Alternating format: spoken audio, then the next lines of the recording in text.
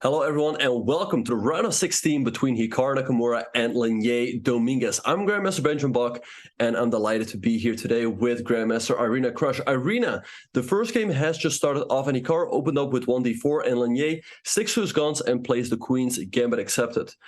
What do you expect Hikaru to unleash here? Yeah, well, Hikaru did play a really nice game against Leinier in this opening last year in the St. Louis Rapid and Blitz 2021. I'm actually quite happy to see him starting with D4. I feel like, Leinier is very solid against E4, and I think that there's just more chance that we're going to see something exciting in a D4 opening. And actually, look at this. This looks a little bit similar to their game from last year, at least in terms of Hikaru pushing this move D5. Maybe we can go to that moment, Benjamin. Yeah, let's pull it up real quick. So again, this started off as a Queen's Gambit accepted. All of this is pretty standard. And if I remember correctly, I think Leinier actually played the move A6 in that game, right? Yeah. And Hikaru went for a very quick Queen E2, Rook D1, and then again a D5 push. So perhaps he feels like he needs to attack Leinier head on, and so he goes Knight C3, A6, D5, takes, and B5. For the moment, Black is down a piece, but he will win one back. Bishop E3. Takes, and here Hikaru sacrifices a piece with E4, but I suppose it's too dangerous to take, right? I mean, you hit the knight, Rook E1 is coming, and I guess the Black King doesn't make it out of the center without any damages. So Leinier played Bishop E7, Rook E1, Bishop E4, Bishop G5, F6, Bishop D2, take, Rook C8, and does it seem like Hikaru is perhaps the first one to be out of book here? Yeah, well, Hikaru now has to figure out where he's going to be moving this knight, because after Black castles, well, I suppose, I mean, at the moment, the knight is not yet really hanging, right? It's probably too dangerous to take it. But after you castle, the knight's going to have to move. So it's quite likely we could see a queen trade, which is a little sad, right? To have all the fireworks end in a queen trade and white trying to play against the slightly weak C4 pawn. So I guess if white wants to do that, they could, play a move like Rook A C1 already here, preparing for like Knight E3 and then trying to gang up on that pawn, which actually looks like a pretty reasonable plan. And Black will probably have counterplay at some point to the move Knight B4, trying to get into the D3 square. Or white can immediately move this knight back and just head for the pawn. Let's see, how does Black save that pawn? That's a very good question, and that's actually exactly what happened. So Hikaru played Knight E3, Dominguez took, now Hikaru took the knight, hitting the pawn on C4 twice, but Black has Knight E5, defending that pawn with the knight and the rook, and now he's also ready to go Knight at D3. So perhaps Hikaru should play Rook E to C1. You cannot move this rook here because you will get forked. But after, let's say, Rook E C1, Knight D3 can be met with Rook to C2. Again, I suspect that Dominguez might still be in his preparation. He has only spent 30 seconds, so he probably knows how to continue there. Yeah, I mean, of course, it's very nice that white has the move Rook EC1, right? So it's definitely correct to just leave the Rook A where it is. And he's going to be playing F3, setting up a pawn chain against the bishop. Honestly, it looks kind of promising for white, actually, right after Rook EC1. But yeah, I see there is like a chance for Black to just give up this pawn. So let's take a look at that line, because it's very likely to happen. King E7. Now, unfortunately, you can't take the pawn right away because you lose the E4 pawn at the end. So you have to go F3. And this is where Black runs out of resources to defend the pawn. And before he loses it, he's going to play C3. Makes a lot of sense, doesn't it? Yeah, so at least he's giving him the pawn on his terms. It still feels like if anyone is better, it's white. And Black definitely needs to be accurate here, I guess. I mean, if Rook C8, you can defend the pawn with Rook C1, but also Rook B1 is a move. So, again, I suspect that Dominguez is still in his preparation. He probably knows how to play this quite accurately. And as we speak, Rook EC1 is on the board. But Hikaru has a little bit of pressure here in this endgame. King E7. Okay, so now F3, I expect. Because if you take on C4, the pawn on E4 is hanging at the end, as you mentioned. And otherwise, Black is going to play Rook H D8 and force you to take. Yeah, so F3 and C3 is pretty much going to be forced. Then the question is, first of all, which way to capture that pawn? Because I wouldn't say it's completely obvious that you should take with the rook. I mean, pawn takes is also like a reasonable looking move. I mean, I suppose on pawn takes, like, what are you going to do? Like rook hd8, just simple stuff like that, and then maybe rook d3. Yeah, I think so. Rook h8 and rook to d3 looks like a good continuation. I wonder what the difference is. Perhaps in the other position there was the move knight to c4. We can have a very quick look. And just to explain to you guys what is going on today, we're playing in the round of 16 of the Global Chess Championship. There were 2 rounds before this. Hikaru knocked out Vasquez, and after that, Dave and Navarra. And the winner of this game makes it into the final 8, which will be held live in Toronto. So big matchup here, worth at least $10,000 on the line. The loser of this match still gets 15, but the winner guarantees himself at least 25 grand. Wow, a lot to play for. Yeah, just in a rapid tournament online, the stakes are so big. So rook d8 is on the board. And now, yeah, I guess we're going to be going knight c4. And then if there's a trade and rook c8, you have knight a5 with a tempo. That's really important. So you don't lose the pawn right away. And yeah, I mean, of course, it looks kind of nice for white, right? So the only question is how much of this has Dominguez prepared? It seems like he's quite well prepared so far. Yeah, for sure. He still has over 14 minutes on the clock in a rapid game. So I definitely do expect him to still be in his preparation. But again, it still seems a little bit annoying for black, right? So, but that being said, I think knight c4 is probably the move Hikaru has to make. I mean, if you go knight b3, probably there will be a rook to d3, hitting the knight and the pawn. So you're forced to go passively with knight d1, and I doubt that this is really what you want to do. But there's also something to be said for this, because now knight c5 is a threat, hitting the bishop and the rook. So we'll see what he is going to come up with. But at least he has no risk. Yeah. And, you know, white can potentially bring him the king, maybe bring the rook in to defend the pawn. And again, I don't quite see how black reaches full equality. Yeah, I agree. I mean, I think it's still a nice position for white to have. No risk. You know, the bishop on b7 is quite a poor piece. White's up a pawn. So I think, well, let's take a look at this line with knight c4, because there's an interesting way that black can play at the end of that. After rook c8, knight a5, bishop a8, now you got to protect your pawn. So let's say rook c1. And now this move f5 is quite instructive, right? You're chipping away at that pawn chain, trying to get your bishop out, and you want to bring your bishop to d5.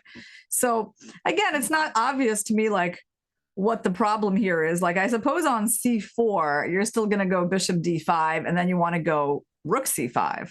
I guess that's the idea. So black is going to try to activate that bishop. Okay, let's put the pawn back. Let's not go there. So what can we do? How big of a problem is bishop d5? Well, it's actually a problem, Benjamin, because if I then go a3, I just get my knight trapped. Exactly. Yeah, yeah, we don't want that to happen. Traps. Well, there's still a c4. White's never really risking too much here. Yeah, but you're going to lose the pawn right away. Yeah. Right. But I was curious, what happens if white goes rook c2? Apparently, after a move like f4, it's just very difficult for white to make progress, right? Because black is controlling these squares over here. It's very difficult to bring in the king. Black can push the pawns here, and your extra pawn isn't really worth much. But we have more moves. Hikaru went for the other approach. He went knight to b3, rook d3, and knight to d1. And look at the clock. Dominguez is finally thinking. So that's definitely... Oh, there we go. Bishop c6. Is he still in his prep? I mean, he must be quite familiar with these ideas. Yeah, Hikaru tries to keep more complexity on the board by avoiding the trade of knights. But black is activating the bishop. Yeah, I suppose having the bishop on b5 really dissuades white from the idea of playing king f2, king e2. So let's take a look. Okay, the knight can't move. The rook is fairly limited. So basically the knight on b3 is the piece that we could be using. Okay. Maybe knight c5. I wonder what happens here, right? You hit the rook, you hit this pawn over here. Black could maybe go rook d2, take some. What about this? What about g5 followed by g4? This could potentially be dangerous, although I doubt that it can really work out, but it's not the most pleasant line to go into if your opponent is still blitzing, right? Yep. Yeah, that's a very interesting line. Look at that activity of the rook and the knight, just beautiful. And after knight c5, g4, is g4 a problem, or do we have some kind of, actually, Benjamin, we have knight b3 as an idea. That could be, yeah, that could be an annoying maneuver. Right, it's a very good point. Yeah. Oh, the computer It's a great point, except you this, just go here. Yeah. And there's rook e1, followed by knight d3. Yeah. And the initiative continues. So Yeah, and there's also, but look at this line, knight d, knight d4 is rook, it's knight d4 and rook e1. Yeah, I was thinking, you know, knight, like rook e2, knight d4, I mean, you can take on f3 even here, no? Or like, what is that? What happens if you go for something crazy like that? Well, I thought there's knight f2 or knight b2 f2, at the end to stop this. Yeah. Yeah, you're not letting me. And white should be winning. But Hikaru made another move. He played king to f1. I guess perhaps he wants to go king e2 or king e1. Let's see what Dominguez is going to do here. But perhaps again, g5, g4 to try to chip away at the pawn structure. And if we look at the clock, we see that Hikaru is already down 6 minutes on the clock. Not the biggest deal in the world because we know how strong of a blitz player he is. Again, I don't think he's also risking too much, but it could definitely become a factor. Yeah, I agree. I mean, for an end game, having 7 minutes is really not bad, you know, for such a late stage in the game. On the other hand, Leinier definitely has a very comfortable time advantage. And so Hikaru is not going to be able to, you know, take advantage of Dominguez's time pressure, which we've seen him do on numerous occasions recently. And yeah, that's one of the, you know, of course, Hikaru's advantages, that like superiority in that crunch time on the clock. And I think that's just not going to be so much of a factor in this game. Right. And as we speak now, we also see Hikaru and Leinier on the screen. Hikaru decided for this tournament not to stream, which he normally does, because he felt like he really needed to focus for this one. Again, if he wins, there is a potential first prize of 20 grand on the line. And also, I mean, to me, this seems like a sort of an unofficial online World Cup. Or how do you view it, Irina? Yeah, definitely. I mean, it's a super prestigious tournament with like hundreds of thousands of dollars on the line, right? It's actually, is it a $1 million? Oh, did I say 20K? Yeah. I meant 200K, of course. But yeah, go ahead. Yeah, so I mean, no, I think Hikaru made a good call there to let us stream on his channel while he just focuses on playing. So Dominguez just played G5. Yeah, beautiful positional move, going for some space on the king side, and this G4 idea always lurking in the air. Yeah, and it's very difficult to stop because if you go h3, black just goes h5, and g4 is still coming. And again, here with the time deficit could definitely play a role. If you go for a move like king e2, I guess black just goes bishop b5, and you will probably have to step out of it. Then black goes g4, and again, it seems like a difficult position to play. So we'll see how Hikaru will handle this. But I think Leinier can definitely be happy about the outcome of the opening so far. Yeah, well, that's really some amazing preparation from him. I mean, we're on move 25, and it just seems like he's really familiar with this position. What can we recommend here for Hikaru? Well, I'm seeing some lines here where you're just like simply giving up the c3 pawn, which it's a little hard. So yeah, it's a little hard to do that psychologically. Right, so he goes rook to c1. So what is his idea after g4? Maybe knight f2 or knight b2? Let's see. Which one? Let's go knight b2 so we can have the f2 square for the king. Right, rook e3, king f2 traps the rook. So you would have to go back to, say, d8. And I mean, here you shouldn't be too worried, right? Yeah. About, let's say you go knight d4. Here it looks pretty safe. Yep. So then what should Leinier do instead is the question. So knight b2 is coming regardless, right? Or maybe bishop b5 is tricky because I don't really want to go king f2 or king e1 because I'm very worried that white could get forked there, but maybe there's no fork. Yeah, because now on g4, you know, knight b2, there's a problem, right, with rook e3 and rook e2 coming in. That's the difference, right? Being on b5. Yeah. So then what else should you do? And by the way, it's also important to point out that Hikaru and Leinier played in the recent St. Louis Rapid and Blitz tournament. And there Leinier did beat Hikaru with the white pieces. So I'm sure Hikaru is looking for revenge. How about f4 here? In that final, in that sorry. we were looking at. So bishop After here. g4, yeah. Let's go f4. So I guess knight g6, f g3, we hold everything. This looks pretty nice for white. Maybe you always have to go to c4 to keep controlling these squares. All right, so now basically if I move my knight from d1, the check on e3 is pretty strong, pretty annoying. Yeah, your pieces are all over. You know, you're gonna have on king d1, knight b2, yeah. So I can't move my knight. Well, what can I do? I can play knight d4, and then I also let your rook into d2. By the way, like let's go knight d4, and then rook d2. I think is just quite good. But there's rook c2 still. You can still right. And if you get rid of that rook, I think that relieves a lot of the pressure. So, so maybe not rook d2. Maybe some other move. What can we do there, Benjamin? Let's put that back. Let's have a look. There's knight e3 hitting this, and if white takes, then check and take here. But this should be approximately equal, right? I mean, black takes here, but the rook's actually a little bit trapped now in the middle of the board, and white should be able to hold this rook in game, I would think. But let's see, Leinier going for his first real thing of the game. So it's good that the time situation evens up a little bit. Yeah, well, black has lots of activity here.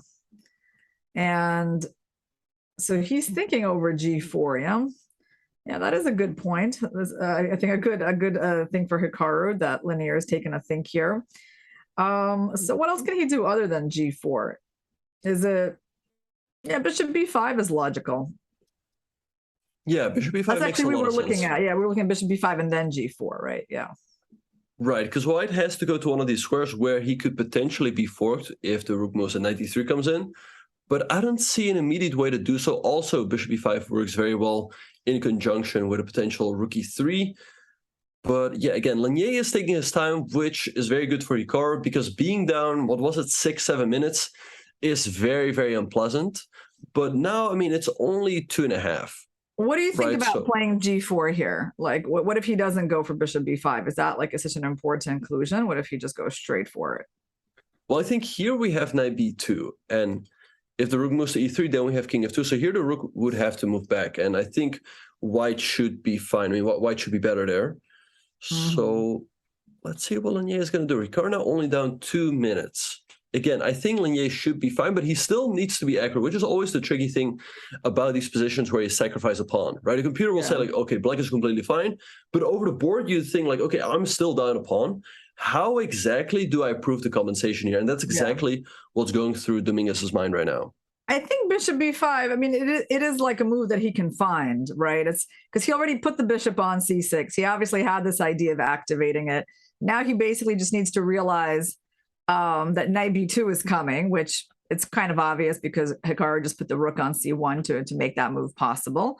So bishop b5 is super logical, followed by g4. I actually think, you know, he might be spending some time here, but I do think he will find it. And just as I say that, he puts the bishop on a4, which is a move that the computer was suggesting, but it's a little bit of a weird move, isn't it? Like, I suppose the idea is to take on b3 and go like rook d2. Is that the point?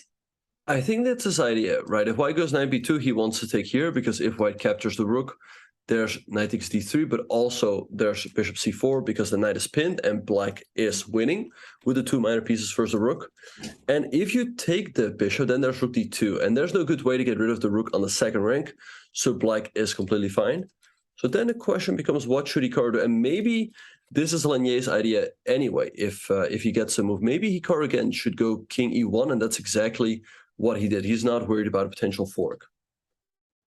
Yeah, well, I think Leinier is just going to have to figure out where he wants to move his rook, because that fork, well, we can, I mean, at some point you move the rook back, and the thing is, what happens on like knight b2?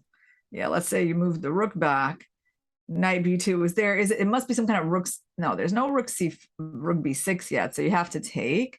I thought we could. Oh, you might be just in time with rook b6 and a5. Right. Do you think he's going for this one? He's played g4. So I feel like Leinier is drifting a little bit, right? I mean, he goes bishop a4 and g4. Less than 3 passing But all I positive guess energy his to idea is that Hikaru. in Let's case go of... chat. What's his idea in case of knight b2? I wonder if it was Oh, just taking F3. you don't threaten to take. So you can take Right. here. And take an And then F3, you take an right? F3. Yeah. Right.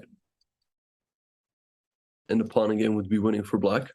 So Hikaru has played f4, hitting the knight. Now I'm sure he's going to go to c4, because otherwise Hikaru will get control. Like knight g6, g3, the knight is suddenly completely misplaced. And white's pawns are very healthy. But after knight c4, white still remains a bit boxed in. Yeah, so knight c4, let's take a look. But is there knight c5, or do you take everything in knight e3? I guess this is... That's the idea, isn't it? Yeah, trade off everything, get the g2 pawn. And then the f4 pawn. Yeah, and black should be fine here, because this is hanging, and we should reach an equal endgame. Yeah, it's very complicated, but probably balanced. Right, so Leinier is thinking here, but again, I do expect knight c4. Hikaru, by the way, he could also go king e2 if he wants to get rid of this rook over here. But I'm sure that, again, the first move you have to consider here is black is knight c5. Yeah. And the time has evened up here. In my view, Hikaru is a much, much better blitz player. So if they both get down to a minute, that should drastically improve Hikaru's chances. And it's only a 2-second increment. It's not like 5 or 10 seconds like sometimes we see in the other rapid or blitz tournaments. And 2 seconds is not much at all. Yeah. So if Hikaru can put him on under pressure on the clock, that would be quite a huge deal. But okay, for now, Leinier just needs to figure out where to move his knights. I wonder what's taking him so long. It's actually not the most difficult decision, right, that he's had to face in this game. The knight really has only one active square, and there don't seem to really be any intermediate moves worth doing. I mean, bishop takes b3 makes no sense here. You just lose the c4 square for the knight. So yeah, he will play knight c4. Yeah. What do you think? I think so too, and I wonder why he's taking this long. Again, Hikaru now is up a little bit of time. And yeah, as you mentioned, if the knight moves back, I feel like white is just up a healthy pawn. Everything is nicely protected. But again, after knight c4, white is a little bit boxed in. But Leinier really needs to move here. Otherwise, I think it's going to be very tough. I mean, as we've said before, Hikaru is a much better blitz player. There's only a 2-second increment, and it becomes very easy to blunder something. Okay, so let's take a look at like knight c5, knight c4, king e2, right? It seems like a very sensible move. King e2. So the rook goes back and knight e3. Yeah, like that line makes a lot of sense. And now the problem with this line is only, well, there's a few issues, right? There's bishop b5, which is not super clear, but it's okay. Knight d4, I guess, holds everything. Wow. There's even, by the way, well, a4, I guess black can take. But to me, knight d4 looks pretty safe. And Dominguez now down a minute on the clock. He needs to be extremely careful here. But a lot of you guys have been asking, is there not knight c5? But as we showed before, black can trade everything and go knight e3, and black should be fine. But I guess I like king e2, followed by knight e3. Trading off some pieces, and the more trades that happen on the board, the more valuable that extra pawn will be. And he's still thinking. Wow. Yeah, down 1.5 minutes now. It's been like more than 2 minutes. Yeah, knight c4 and king e2 instantly by Hikaru. He senses the initiative and wants to keep the pressure on Dominguez. Because Hikaru was, of course, also thinking, like, what do I do on knight c4? So he has practically already spent 3 minutes on a move.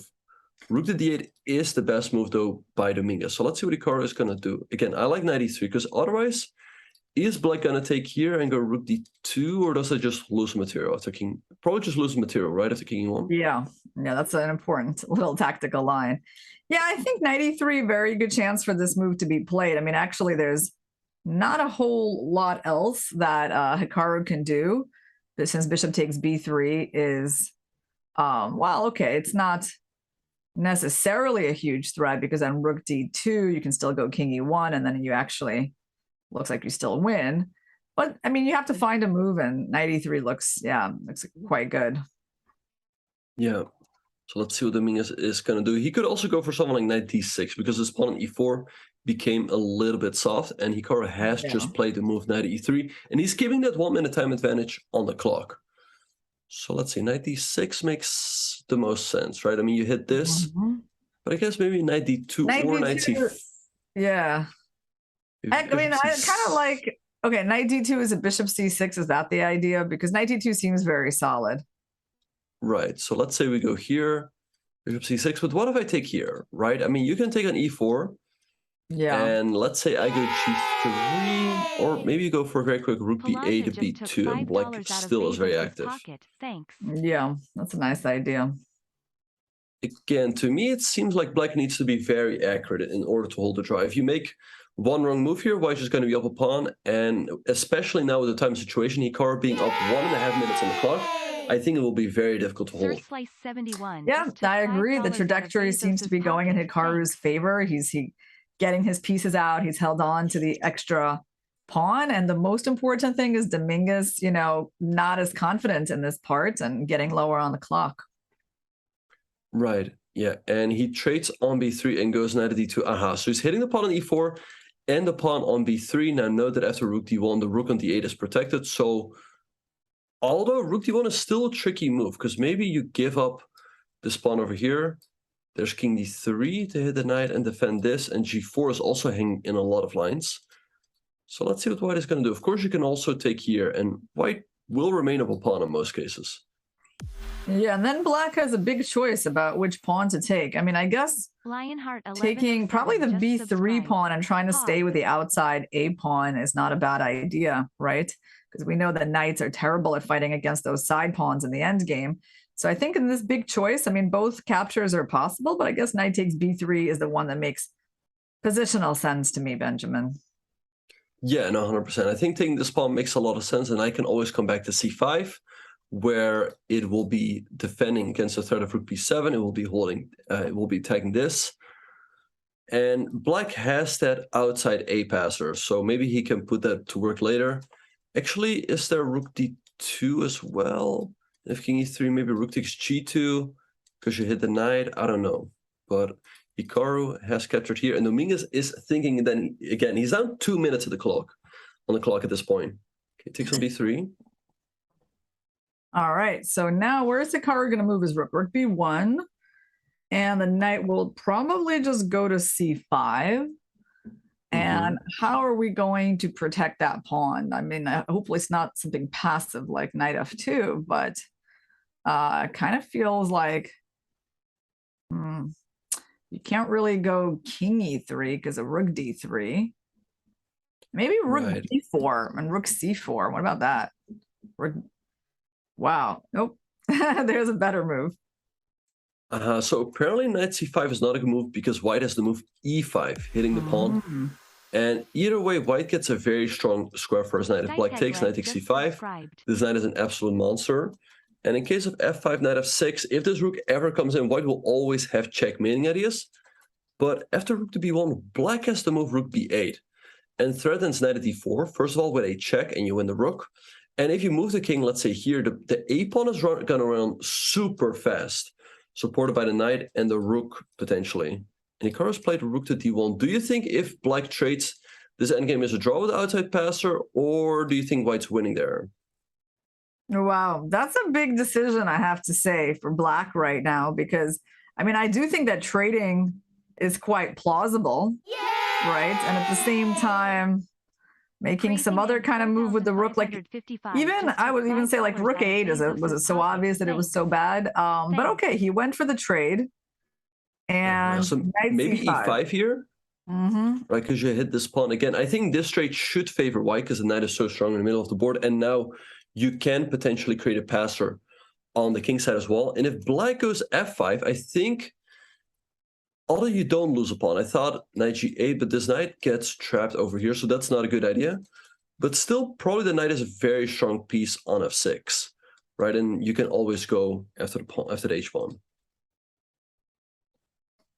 So e5 is what we're expecting, yeah, because knight f2 is too passive of a move. Of course, you don't want to use your knight like that. So he played there. Now his knight's going to stand beautifully in the middle of the board. Okay, so I mean, I like where this is going for white. And now the question is, okay, he needs to like try not to lose any pawns and also deal with the a pawn. And how is he going to do that? Oh, interesting. So he goes towards e2, which I don't know, it's not the first thing that came to my mind. But I guess, like, how do you interpret this move, king e2, Benjamin? Like, how come the king didn't try to go to like d2 or c2?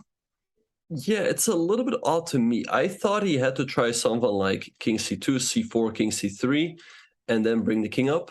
But he went this way, and I guess he wants to put his king on, let's say, e3, and always stop the a-pawn with his knight. But that seems rather passive to me, and I don't quite see how you make progress, right? I mean, you can go, let's say, g3 and h3, but let's say black just waits here. What are you going to do? Because you cannot play g4 for the moment. But we have more moves. Hikaru played knight at d3, offering a knight trade, knight e4, and c4. Look at the time, 5 seconds for Dominguez. Yeah. 96. Okay. Well, I mean, the time situation, I think, is just too dismal to really save this position, actually. But yeah, Hikaru is making some progress, pushing that pawn. Now, can you go c5, or then there's knight b5, and then your king can't get in? So he actually did go for c5, knight f5, king d2. Okay. Yeah, I think it's very unlikely that Dominguez is going to hold this one with the time situation. And knight h4, that one seems very off. Oh, you can promote the pawn that cannot now. Be right. You can seriously just go. But king e7 still. No, but you can. Yeah, you can go knight e5 and then he blundered. Yeah, no because you're not going to d7. Yeah, that's right. That's the winning setup by Hikaru. Okay, and there we go. I think Hikaru's off to his first win in this match. I mean, this was an interesting game, right, Benjamin? Where Hikaru, I guess, someone told me recently, like, if you can take a pawn and you're not losing in a couple of moves, you should do it. And that's what Hikaru did in this game. You know, he just took that pawn, kind of like, it felt a little bit boring, right, from his side, like he was just trying to get his pieces together. But ultimately, you know, Dominguez didn't find a clear path to equality. Yes, and despite having really good preparation to reach a nice active endgame with good compensation for the pawn, he wasn't able to navigate that quickly and confidently enough, and so Hikaru gets, like, I would say, a pretty smooth win. Yeah, no, for sure. Yeah, that c-pawn that he was up from the very beginning finally did decide the game, and yeah, also the time situation caused Dominguez at the end. 95, very tricky move when Dominguez is down to 7 seconds, because c6, c7 becomes a big threat. If you go king e7, I guess there's g3. You hit the knight and defend this pawn, and if the knight moves back, you give a check and win another pawn, and this is a very easily won endgame. So big win for Hikaru. We also saw in his previous match against Dave Navarro how to win in the first game really set the tone for the match. So now it's up to Dominguez. Can he come back? I think he definitely still has chances, but it's looking very good for Hikaru. So Benjamin, like, what happens if we get to like 2.5 points? I guess the match just ends. Is that what happens? Yeah, the first to get to 2.5 points wins the match. It's a best of 4 match. So again, 2.5 points wins. So again, Dominguez has to win a game now. If Hikaru draws the rest of the games, he wins. He wins the match and moves on to Toronto. I hope Hikaru is feeling really aggressive today and will want to close out this match quickly. Yeah, of course, that would be the ideal scenario. But in my experience, he's just going to play solid now with black, and hopefully just do well in the next black game. If that game ends in a draw, the question will be how he's going to approach the situation, right? I think there's still a good chance that he will try to press somewhat with the white pieces, but if he has to make a decision, right, does he take the complicated option or the dry option? I think there's a good chance he'll take the dry option and just not take any risk. Should we take a look at Fabi's game? He's playing on Draken, and they seem to be in a really fun end game that Fabi is winning in. For sure. Let me see where it is. It's always a little bit odd where it actually. Oh, here it is. Yeah, they're in a double rook end game. Yeah. This should be a win for Fabiana. I mean, these pawns on the GH files are not going anywhere, and white has 1, 2, 3 passers. Which should definitely win Fabiana the game somehow. Maybe f4, f5, and you support him with the king, or maybe go king first. Yeah, I mean, the thing is that white's king is actually a lot better than black's. That's a big difference. And it wouldn't surprise me if he was actually even going no, to f5. Okay. So there was some sort of a breakthrough. Black tried to get another pass pawn. I have to wonder about just e6 because you can actually support your pawn with the your pawns with the king. Right, and yeah, here it's absolutely critical that Fabiano tries to keep the time advantage because the position is very tricky, right, with Black having these two passers. So he needs some time to calculate, and here he goes with e6. And how is Black going to stop the pawns? I mean, f7 is coming. You can always come with the king. He goes pawn to c2. Do we need to spend a tempo to stop that pawn, or can we just push? But actually, if we push, it's a very tricky position because after takes, you queen, but Black still has this pawn over here. Well, that's incredible. That is incredible that, like, I mean, this is not completely and utterly winning. Okay, there's queen g8 there, but still, like, it's so close. He played rook to c1, but now g2. Wait, this becomes very tricky. So what happens if you go f7? Apparently after rook c8 it's a draw. What? How? Ah, you go rook g7. You support, because of course you're not going to go g1, right? You're not going to give up your pawn, two pawns for rook, but you can still use this rook to support the pawns. But Fabiano's played e7.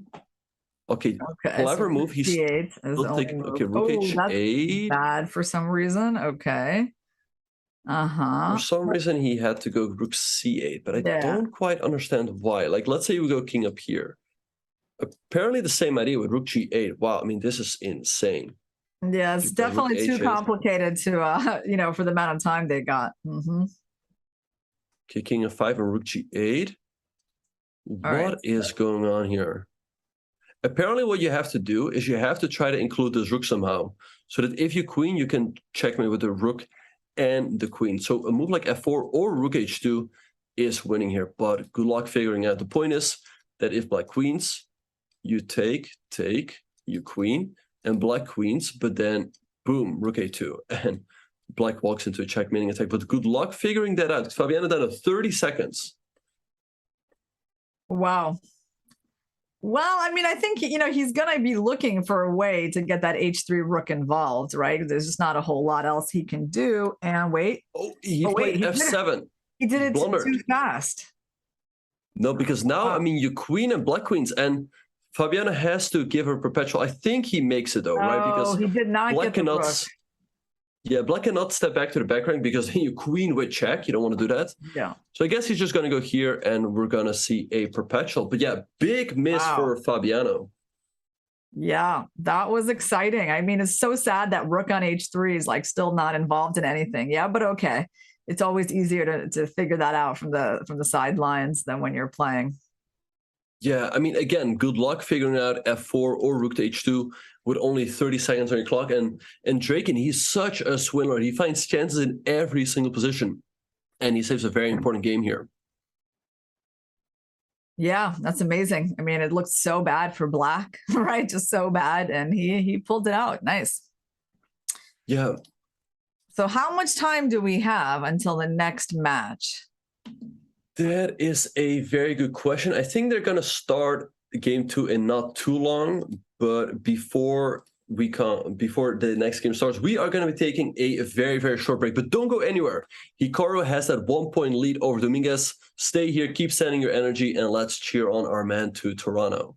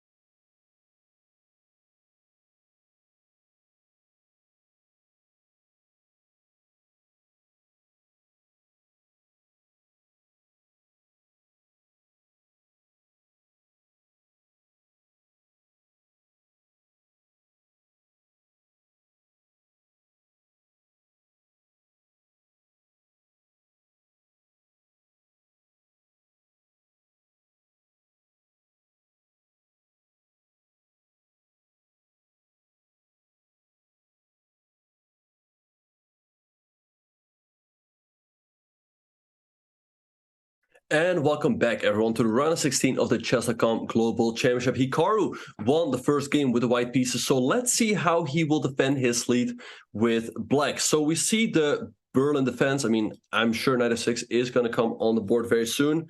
And Dominguez decides to go in the rook e1 Berlin. Irina, what do you make of that decision? Yeah, well, it's been quite popular recently, right, Benjamin, these lines? And it kind of reminds me, well, okay, it reminds me of a Petrov. Whenever I see this, I mean, the e-pawns are off the board and white will be playing d4. It really reminds me of some kind of a version of a Petrov. And yeah, people have been going here with the white pieces, like looking for an advantage. But of course, black is generally pretty solid. And I think Hikaru is, well, he's played against us quite a number of times, right?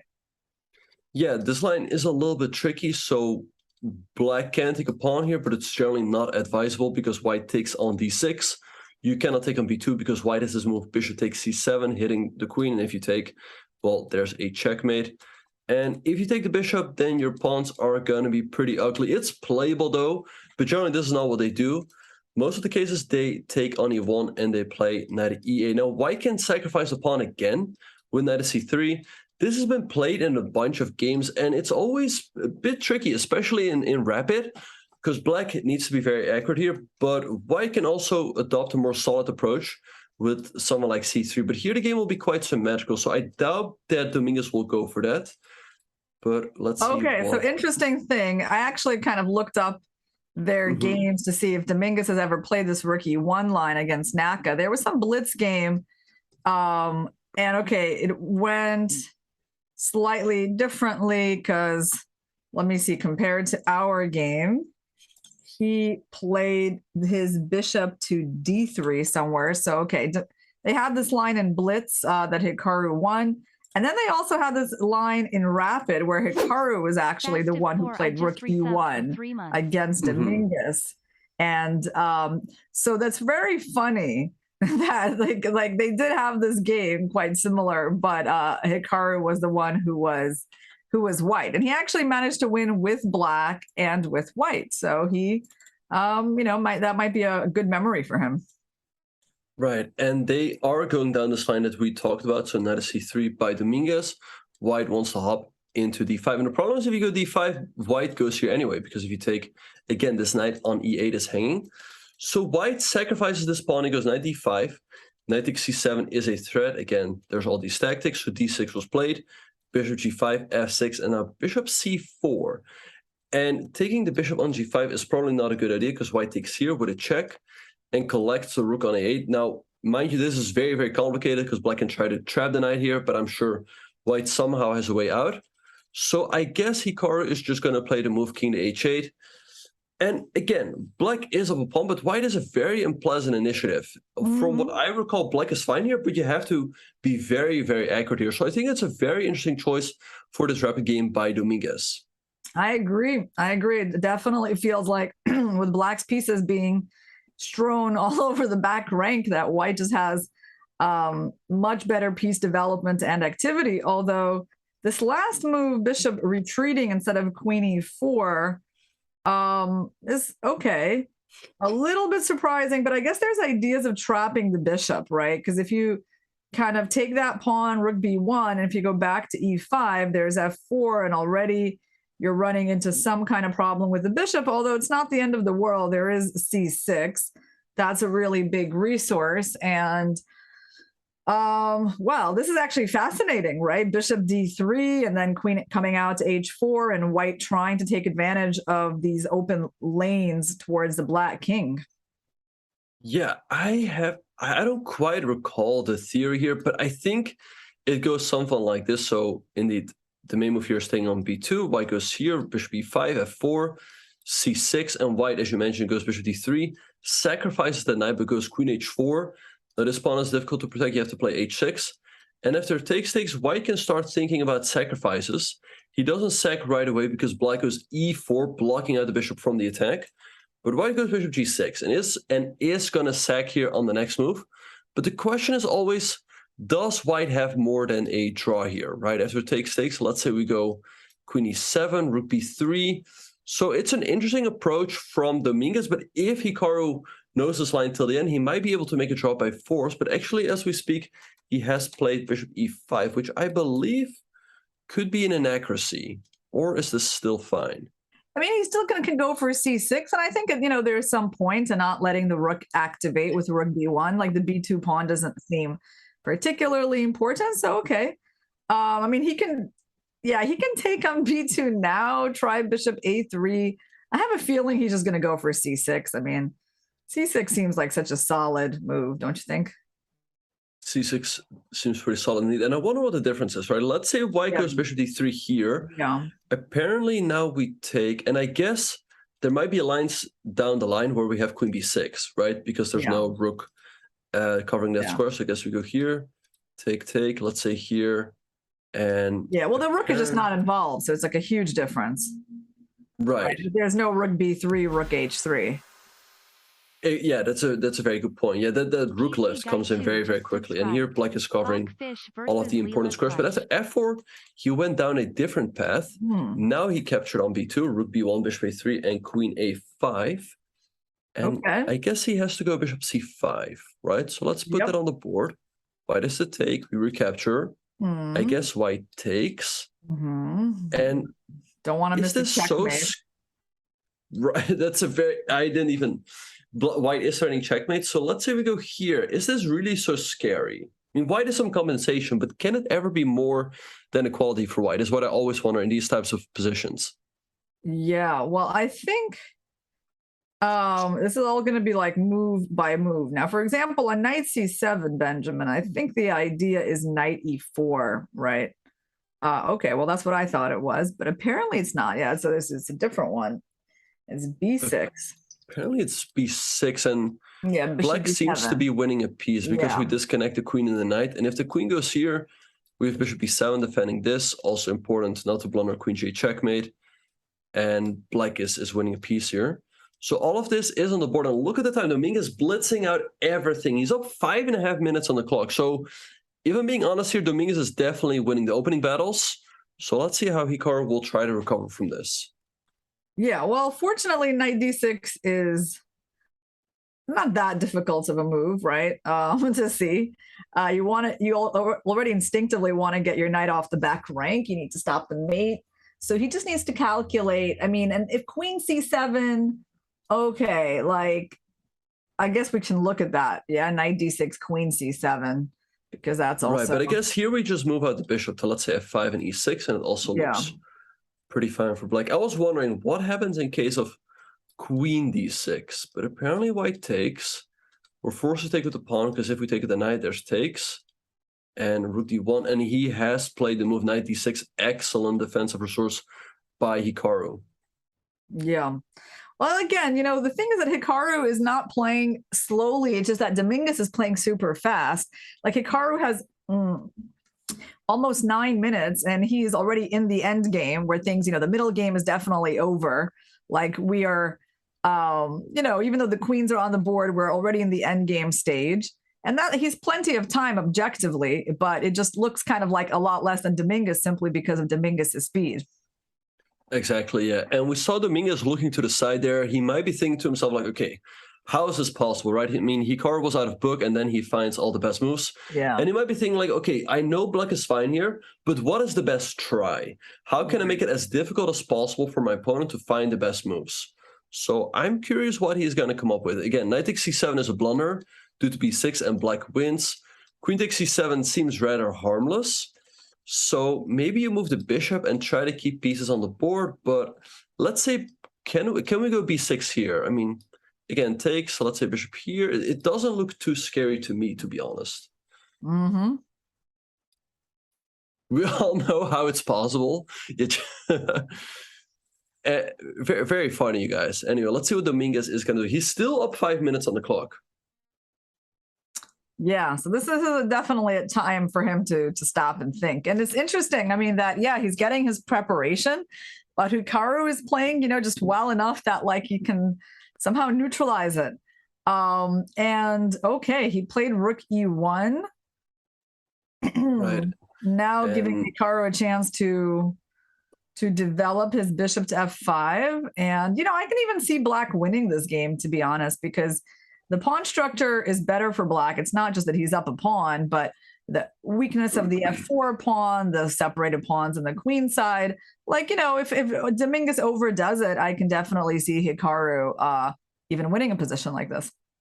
Yeah, no, for sure. Also, this king on g1 is a little bit exposed. And yeah, to me, the move bishop f5 looks very natural, right? I mean, you want to bring that bishop into the game. The e6 square is not available.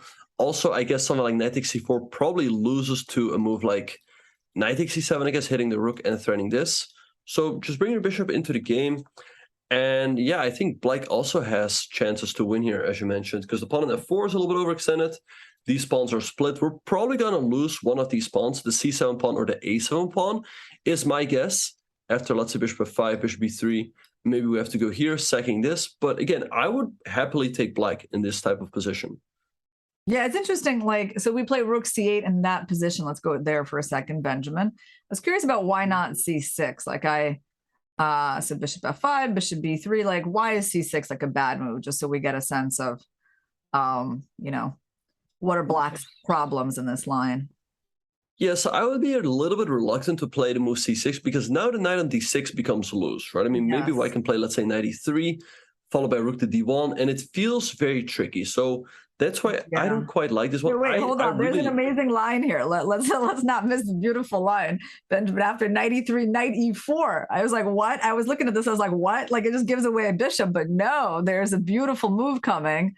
And we actually, we're actually going to win our knight on e3 back. Exactly, because if white takes here, then we win the queen in the end. And Hikaru has played the move bishop f5. I like his position on the board. I think he's neutralized Dominguez's preparation perfectly. But the one thing that is quite worrisome is the fact that he is down 6.5 minutes on the clock. He needs to try to close that gap down a little bit. So let's see how he will try to do so. And by the way, for those of you who just tuned in, it's a 4-game match. Hikaru won the first game with white pieces. So if he scores another 1.5 points, he wins and moves on to the final 8 in Toronto. Yeah, is this all Dominguez theory? Well, I think he's out of his book at this point, right? And I think he's also kind of losing the initiative. And it's starting to look a little bit like the same course from the first game, right? Where like good preparation, advantage on the clock by Dominguez, but then Hikaru kind of keeping things together, crawling out, neutralizing that preparation, and then you know, Dominguez starts thinking. Yeah, for sure. So again, it seemed that yeah, somewhere his preparation ended, right, for Dominguez, which is a little bit odd because this position is not risk-free at all. As we mentioned before, I think both of us would probably choose to play with the black pieces here. So let's see how he is going to continue. I mean, I think bishop e3 makes a lot of sense defending this, making sure the bishop is not hanging. Yeah, again, I think, you know, on knight takes c7, the difference is that now we don't have to play b6. We can go rook c8, right? Because b6, actually, there's queen d5, I think. And it could be a little bit of a problem, right? Yeah, because now it hits our rook. Exactly, too much stuff is hanging here. But I think, yeah, as you mentioned, rook c8 solves all of the problems. White is not losing because he has rook to d1. But in all of the endgames, black will be completely fine, if not better. So we see bishop e3 by Dominguez, and now it's up to Hikaru, right? I mean, he must feel that his position is fine. On the other hand, there's no clear-cut way as to how to proceed. You will probably have to give up one of these pawns. And again, the time situation makes me a bit worried. He's down 5.5 minutes on the clock here. What about on c6 if they go knight e7? What do we do there? Because knight e7... Well, I guess... Oh, maybe you get knight e4 again. Queen. Oh, we have queen d4. Wow, okay. That's always like interesting how the weakness of the white king, you know, is a problem in these lines. I personally kind of like c6. Like, I feel like it's a bit more of a concrete move if Hikaru can just kind of calculate. I don't know, c6 makes sense to me, but I guess there is that forced draw that we found there, right? Right, and it also makes sense to Hikaru because he has just played the move. So I expect knight e3 here. Maybe he is banking on this resource knight e4. Again, if white takes here after queen to d2, it's just game over. Because you hit the rook, you threaten queen f2. The knight is also hanging in a lot of cases. So I guess after knight e4, maybe you have to go queen b4 to defend the d2 score. But wait, is there a5 hitting the queen? And maybe we're headed for a repetition here, perhaps, like queen a7. Because you cannot bring in the queen now, because your rook will be hanging. But maybe there will be some sort of perpetual attack on the queen. White can go here. So he can still meet queen e2 with queen e2. Perhaps he can keep the game going like this. Yeah, although honestly, queen d4, I mean, it still actually looks, I would still take black, right? Because of the weakness of the white king. Put them in a pin, your queen on rook d1, you can always, well, you also have knight c3, which is winning, but if you didn't have knight c3, you can have queen c5. Do you want to show that, Benjamin, here? Queen d4, rook d1 is kind of a pretty way to lose. Right, yeah, because if you take, you get forked all over the place. And the nice thing is, the bishop on f5 is also protected in the end. So let's see what Dominguez is going to do. He probably sees this line, right, with knight e3 and knight e4. And maybe he realizes, like, oh, shoot, how do I even keep the game going?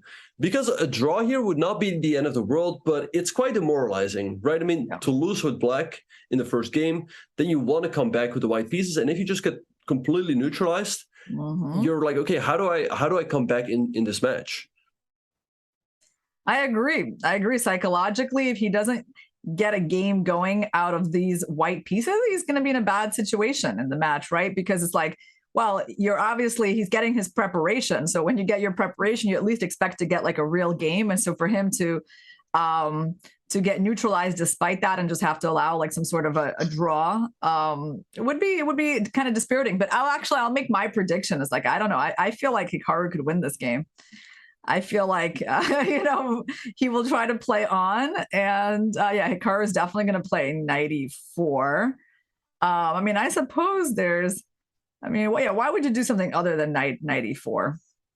That's a good question. Yeah, because now it looks tricky, right? The bishop is hanging, the knight is loose. So I think knight e4 is a very nice way to solve all of the problems directly. And there it is, knight e4, great move. And also look at the time. Now he's only down 3.5 minutes on the clock. So it's evening up a little bit. White's only move again is queen b4 here. If Dominguez doesn't play this, he might just lose again. Okay, so we're expecting queen b4 because it's the only square that covers d2. And then Hikaru kind of has to go a5, right? Because the bishop on f5 is hanging. You don't want to spend any time retreating it. You need to keep the initiative on your side. So a5. And so then after queen b7, so how does that line go? How do we avoid that repetition? Where did we get that? Was it avoidable by black or not at all? Where was that line? Oh yeah, queen d2. There was. Yeah, there. Queen d2. Yeah, I think Hikaru can play this, and I think he will play this position. Yeah, and as we speak, queen b4 is on the board again. White is still hitting this and the knight, so I think Hikaru will go for pawn a5. I guess c5 is inaccurate because now the queen can always come back through the center. So let's see. I think a5 is the way to go. And again, white has to take, otherwise he's down a pawn. Yeah, what if they go to a7 though, Benjamin? Hold on. If they go to a7, then how do we avoid the draw, or we just don't? That's the problem. Well, I think with black we're happy to make this repetition. Yeah. No, we're not happy. We want to win with black too, but I think that's that would be the ideal scenario. But I don't think there's more than a draw here. I think we're happy with a draw here. White, I think, has to try to play on with queen a6, given the match situation. You can take. I don't think you can take here. Queen e2 again loses the game. There's just too many threats. So I think this line that we saw before with queen a6 is quite likely that Dominguez will try to keep the game going somehow. Again, he's also up a lot of time on the clock. So I guess we got to hope for that, because that's where that is where our chances are going to be. Yeah, that he's going to try to be a little bit more ambitious given the situation on the clock. But yeah, I mean, that scenario, like, I'm quite okay with. I mean, I do think that it's easier to play as black, and even though Hikaru has less time, like, okay, it'll just take a couple more. But I don't know, a couple more moves of thinking for Dominguez to even that out.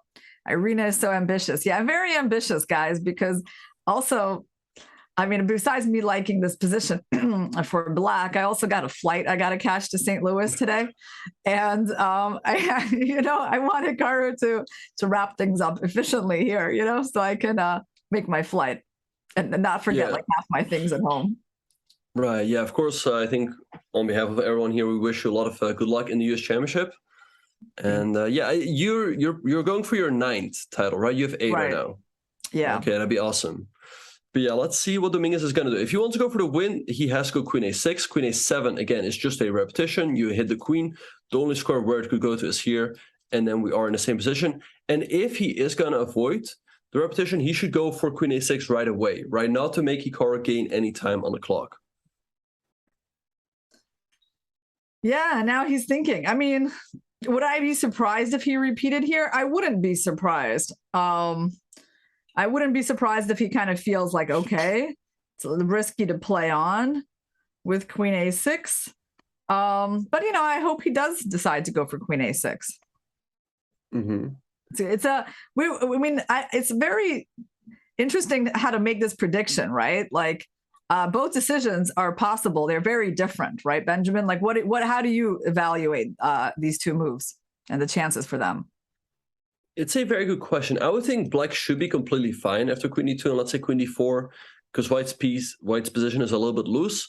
On the other hand, I feel like he just has to go for it, right? I mean, you eventually will end up in a spot like this. You're down a point in the match, and I think he just has to go for it. I mean, taking the draw here, also given the fact that he's up on the clock, doesn't seem like the right decision, right? I mean, you're not going to come back in the match if you make a decision like that. Yeah, well, I agree. But queen a7, we know that Dominguez is, you know, very solid player, and he might just decide that, you know, gambling in this situation is not the best idea. The time situation is not like hugely better for him, and the position contains a certain amount of risk. I mean, I feel like, I don't know, I feel like if queen a7 is maybe a little more likely of a move than queen a6. Like, I would give it more than 50% actually, but maybe, I don't know how much more, but like, I think it's likely. And I think he's going to be playing with fire if he goes for queen a6. Yeah, I mean, the more time he spends, the more likely it will be he will go queen a7. Again, that's why we said if he wants to play on, he should go queen a6 quickly. But, and there it is, queen a7 is on the board. Yeah, I'm not surprised, to be honest. And Hikaru blitzes out rook a8. He realizes that this is a repetition. So if Dominguez will play on, he will have gained that extra time on the clock. And yeah, I think you probably called it correctly. But you know what the biggest risk is? Not taking any risks at all, right? I mean, again, he has to try to come back. And if he doesn't risk it, how can he win a game? Yeah, he won't get the biscuit. He won't get the biscuit. Sometimes you got to risk it for the biscuit. Exactly. The rook b8 now. I mean, it's the only move, right? Yeah. Well, you know, look, I mean, I just think it's kind of sensible from him too, right? Like, maybe see if he can hold with black now and, well, and, you know, get another chance with the white pieces. But because the alternative is like you play queen a6 and then you lose, then you're down 2 points. That's really kind of game over at that point. So, okay, we will see. Maybe he'll take more risks in the fourth game if we get there. Indeed, yeah. But I mean, if this game ends in a draw and Hikaru wins with the white piece, the match is over right away. So he's putting himself in a tough spot if this game ends in a draw. So let's see. I mean, again, I don't think white is better after queen a6. And now, especially since the time situation has evened up, it's a risky decision. I think when he was still on 8 minutes and Hikaru was down to 4, I think he definitely had to go for it. But now, again, as you mentioned before, it feels risky. Maybe black's position is easier to play. Yeah. I mean, you have to win a game at some point, right? If the remaining 3 games end in draws, then Hikaru wins the match. So you have to try something. Yeah, and you know, Hikaru is like sitting back, looking extremely relaxed, like he knows like this game is over. That's what his body language is saying to us. Like, he has absolutely no doubt that Leinier is not going to play queen a6. And well, yeah, that's what experience tells you. It's like you don't decline the repetition after you've burned like all of your time advantage. Almost no one then has the courage to do that. I mean, just what I can, you know, what I say from my own experience as a player, like, yeah, like psychologically, you know, if you weren't sure about it and then you lost your whole time advantage, like, you're just not going to decline it now. So this game is already ending in a draw. Yeah, 100%. Yeah, that's definitely what went through his head. He was like, okay, I should have played queen a6 right away. And maybe he was thinking more and more. And eventually he decided to just go for the draw. But a good result for Hikaru. He gets a difficult black game out of the way. And he still has a 1-point lead. And then in the next game, he will have the white pieces. And he can already try to close it out. In the meantime, Fabiano and Draken are duking it out in this game. What do you make of this position here, Irina? I would think that white is perhaps a little bit better because he's the healthier pawn structure, but black perhaps can try to use his passed a pawn. Yeah, this looks like it was an English opening, right, Benjamin? I don't know what other opening this could be from. Just what are the first moves of this game? Let's just scroll up for a second so I can see what was it. Okay, yeah, it was some kind of an English. Okay. Right. Yeah. Okay. Yeah, this line. Exactly. Okay, let's go to the current position. Let's try to understand it. So 5 pawns each. White's pawn structure obviously better. A pawn is definitely black's strength. F6 is very weak. I mean, yeah, it's a little difficult. I mean, I have to give like white better practical chances, right? Like it feels like that if black messes up, he could certainly lose, and white has a little bit more room for error in a position like this. So, I mean, bishop on d4, super strong. Rook fc1 is an obvious next move. Yeah, I mean, I kind of prefer white, but I understand that, you know, objectively the game is not over and black will defend the pawn, then go c5 and a4. And yeah, actually black has kind of an obvious plan as well. Right. Yes. Rook ec8 by Fabian. I guess he wants to go c5, hit this bishop, support the other bishop on b4, and then he can also go a4 because the bishop protects that square. So perhaps Draken has to consider bishop c5 to stop that push. He can support a bishop with d4. But yeah, the game should be equal approximately. So I think this is going to be a very, very close match. And yeah, I think, again, Fabiano missed a big chance in game one. And game one is always super important. That really sets a tone for the match. But now I think it's really anyone's match to win. Yeah, bishop c5, interesting move. Of course, black cannot trade on c5.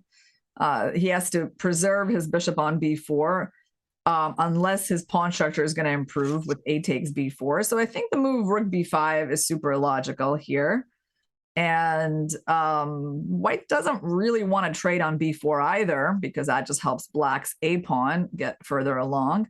So white is probably planning d4. And at that point, well, black can consider taking on c5, actually. Yeah, and all of that has been played. So bishop c5 and rook b5. So again, I think if white takes, black recaptures with the a pawn and should have no problems whatsoever. So I like the move d4 that you suggested. And if black takes, I guess either way, the game should be balanced, right? So I guess if we take with the rook, black's going to take here. Yeah. And if rook a8, I guess rook a4. Although black's pieces are a little bit stuck, right? And maybe if you bring the king, there can be potential rook here, or like maybe g4 or king g3. Don't you think white can maybe be slightly preferred here? Yeah, although I really like this idea of like bishop e6, right? Because they're using this tactical trick that on bishop c6, you have rook c8 and you actually win the pawn and then you're totally fine. Of course, black should be trying to activate that bishop and to go to b3. And so, yeah, I like that bishop e6 idea quite a bit. Right, and actually all of this has been played before by Draken. Takes, rook a8 to defend, rook a4, stopping the pawn. So let's see what Fabiano will do. He can go bishop e6, as you mentioned here. I actually think he will. I think that maybe it's even more intuitive. Now, what is this move rook b8? Like, I don't know. I don't think that's going to be played. Rook b8 just seems like a little bit of a strange concept to go, okay, rook b2, and then, okay, I guess you get. Well, I guess there's no good way to defend the pawn, right? I mean, if king g1, you check, and you go back, there's no bishop f1, because you lose the game to bishop takes h3. But Fabiano has played the move f5. Oh, wow. I guess he wants to restrict white's pawns on the king side a little bit. Also, he wants to bring in the king. Maybe g4 anyway, you know, to bring in this king over here. And I don't know. I still feel like if someone is better, maybe white still has a bit of an edge. Yeah. Well, my prediction is I do think like Fabiano will draw this comfortably. Yeah, I think he'll find some sort of like bishop e6 move somewhere, and it's not too difficult, right? I mean, when you're playing this position and you know that like, your one passive piece is the bishop, and you also know that their rook is blockading you on a4, like you start looking at ideas to activate the bishop. So it's a kind of a small calculation. And yeah, I mean, bishop e6 here, like, makes a lot of sense to me. Somewhere you can even play rook a6, defend the pawn, and there could be like some sort of repetition with them attacking you and you moving away. Right, what happens actually if you go rook a6 right away? Right, to go bishop e6 to b3. But a bishop e6 has been played by Fabiano and king g3 instantly by Andrakin.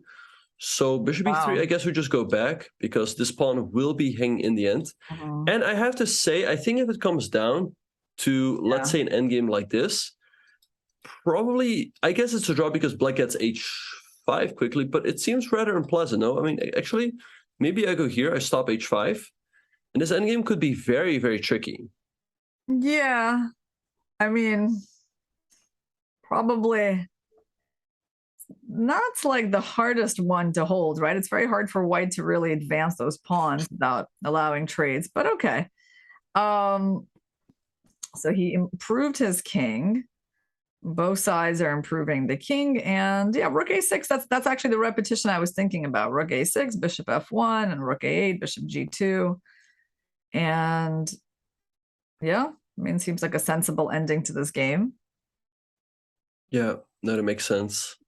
Because, yeah, I guess after rook a6, black is threatening to go bishop b3 followed by a4, right? I mean, let's say, although I even have a tough time finding a move here because I don't really want to go e4 and block my own bishop. But let's say we do, black goes here and then goes a4, and this looks completely fine.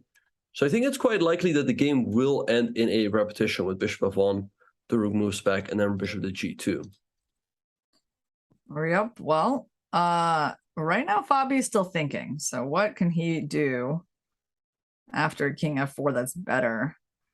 Well, yeah, I guess he could play bishop b3, rook a3, a4. Right. Actually, I guess you know what? There's actually rook a5 at the end. Can we try that, Benjamin? Let's go bishop b3, rook a3, a4, bishop c6, because we also have a new idea here, which is rook a5, which we didn't have before, I think. So and you would threaten to take here, followed by rook to c4. So what if I go e4, let's say? And by the way, he has played bishop to b3, rook a3. So I guess now you go a4, right? Because bishop d5, this always seems risky. And you even have e4, e5. Yeah, it doesn't seem, well, I mean, it's like, why would you do it? Yeah, it's basically the idea. Right.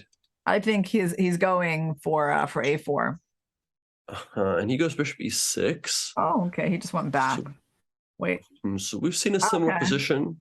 Yeah. Maybe now e4, e5, followed by king e3. Although king e3 hangs this. I was dreaming about, let's say, e4, e5, then moving the king back in f4, f5. But even then, like, what do we really achieve? Okay, rook a4. It's interesting, like, is he trying to win? I kind of wonder. I mean, he's not really trying to win. So it's funny because he didn't repeat, right? Like Fabi, he's the one who declined the repetition. And okay. F6, I guess, king, where's that king going? King d4. I was thinking, okay, we can take the pawn on g4, but then you take on c6. Okay. So king d4. d4. This one on c6 would seem more important. King d4 played. Right. So I think you have to defend it somehow. Maybe king d7, but then... Yeah, why is rook a6 bad here? Is it too late to go rook a6? I guess it's just kind of passive. And maybe white just moves his king out of the way. And again, the question becomes, what do you play here? Maybe you move this bishop around, and then you try to bring the rook in. You've lost the bishop d3 idea. Yeah, that's the thing. You let the white king improve, right? That's unfortunate. So I definitely think that if someone has to make a draw here, it is Fabiano. And he's also down 35 seconds on the clock. By the way, he has a nice way to hold here. He can take, and if takes, bishop d7 to trade off the bishops. Because let's say you go here, this would get very unpleasant after bishop d5. White takes here. I think this is already lost. But he went king d7 and king c7. I don't know what to make of that. Looks risky. Well, And I think white's always a little bit better here because these pawns are so weak. yeah, well, I think white can be happy that, first of all, he's really improved his king. There's no bishop b3. And at some point, Benjamin, like I can see the white king, I don't know, maybe trading places with the rook and using the king to try to stop the pawn. I mean, I know not immediately, but like obviously our dream would be something like having a rook on f6 and like a king on, let's say, a3, so that our rook could be transferred to a more active role. But okay, that's going to require some preparation because, of course, black has counterplayed there as well. So for now, he's probably going to work on, yeah, improving this bishop a little bit. So he goes bishop f3, bishop d7 by Fabiano. So in case of rook f4, maybe there's even a4, but there's also rook f8. Yeah. Well, I was thinking, right, like, yeah, exactly, that if you move the rook, here's a4. He wants to make sure that the bishop can always block this. But again, That's rook f4, nice. there's still rook f8. Yeah. Oh, I mean, bishop d1 is beautiful, right? Because it's like you're giving more control over a4, over b3, and yeah, it's a very nice maneuver by the bishop. And then actually, maybe he'll put the bishop on a4. I mean, it's also possible at some point. It could be an idea. Maybe here and then rook d4 to d6. But again, maybe still bishop d7. Bishop a4 played. It definitely looks nice for Drake, and he's down 20 seconds. But Fabiano needs to be very, very careful here. Yeah. It's funny because he didn't really solve the problems, Fabiano. Yeah, he decided to stay in this position where obviously, you know, he's the one with the worst pawn structure. So that was pretty risky that he didn't go for some sort of liquidation earlier. He went king d4. But now, I mean, there's rook b8. And then and if king c3, back, there's rook b4, and you force a draw. Yes, you right, force because this pawn hangs in the end. Yeah. Well, that's an important find for. And actually, I'm wondering, maybe white needs to be careful there. You think so? What? Like this trade could be right because black gets the passed h pawn. I don't think you want to go down that line. You probably want to play something like bishop d1, and you know you have the double pawn, so you have no chance to win. But I also don't think you can realistically lose. Yeah, that was a blunder, big blunder by Andrejkin. Yeah, I mean he just like gave away that pleasant position really fast. Yeah. But again, I don't think he's in real danger of losing. But actually, look at time, down to 8 seconds. And I think if anyone has a chance now, it's Fabiano. Maybe he wants to go for h5 and give white these double pawns over here. I think it'd be, there's g5 for white, but then there's h4. Okay, so he goes for h5. I guess after takes, you still make the draw, right? But it's not the most pleasant draw in the world. Yeah, I think you got to take it. I mean, I wouldn't let that pawn go to h4. Okay. King e3. Okay, so the d1 bishop is still holding this. Yeah, that's reasonable. Okay, so actually it's not completely out of the question. Okay, h4 here the pawn goes. Okay, so h3 just looking f2. Okay, Fabi's going to be putting the bishop on d5, isn't he? Like trying to f5 and stopping the king from coming in. Again, I think this should be a draw, but is it too crazy to think that Fabiano could also lose this one, or is it just completely dead? Can Fabiano lose this one? Well, not if he doesn't lose the h4 pawn. As long as he doesn't lose that pawn, he'll be all right. But yeah, I mean, it's pretty sharp. g5, not sure what to make of that one. Maybe bishop b4, you hit this.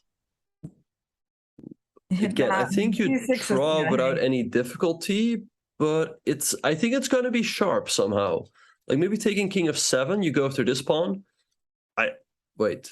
He moved right. Okay. Oh, wait. Holy smokes. What just happened? Wait, let's recap real quick. So here, take. The c pawn got rolling, but a3, c7 though. a2, bishop d. Wait, what happened? Oh, man. Oh, my God. Oh, my God. He went to the wrong square. He went king g6, now bishop e4. Oh, no. Oh, no. Oh, Fabi. He just really. Oh, man. That came out of nowhere. Holy smokes. And Fabiano loses. What a blunder. I mean, here, black is actually, if anything, pressing for the win a little bit. You can take, but there's no way you can lose. But he blundered terribly with king g6 and bishop e4, pinning the bishop, and white is going to get a new queen. Fabiano also got his own queen, but white just trades everything down and is up a bishop in the end. Wow. Can you just show that moment again where he moved the king to the wrong place? Like, what was that key moment? it was right here when pretty much every move draws here. But Oh, he except played, except A2, which hangs the pawn. Okay. well, A2 probably also draws because, you know, you get something like this. Yeah, you get the G5 pawn and it's still a draw. So even that, Well, like, although actually there's should be one in the end, end. but everything should be a draw here. But yeah, King G6. G7, man, he went to the light square. You know, you should always stay out of the path of your opponent's bishop.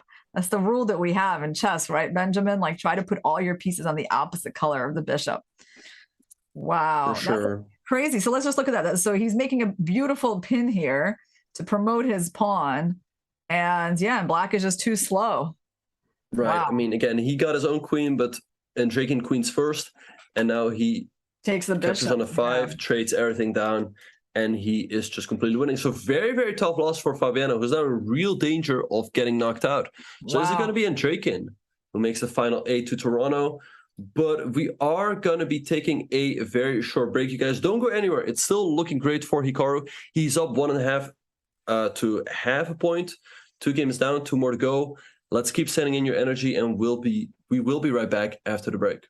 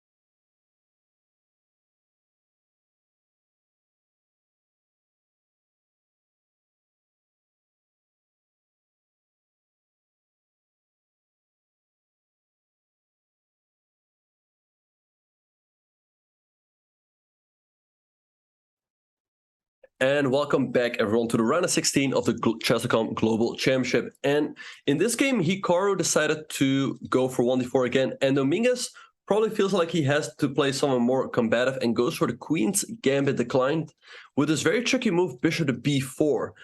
Irina, what do you make of this decision by Leinier? Yeah, okay. So when I first saw this position, Benjamin, I was like, oh, we have a Rogozin. And then I was like, nope, something is missing. There is no white knight on f3. Okay, although right now there is, but okay. But it was definitely unusual. Like, I've never seen the Queen's Gambit declined played like with that move bishop b4 right here so early. But right now we basically are in a Rogozin now that white had just played knight f3. Hikaru has gone back into those lines. And I guess e3 is the normal move. And actually, yeah, bishop f5. I think actually I played this way as white against Ruyang Gan in the American Cup earlier this year.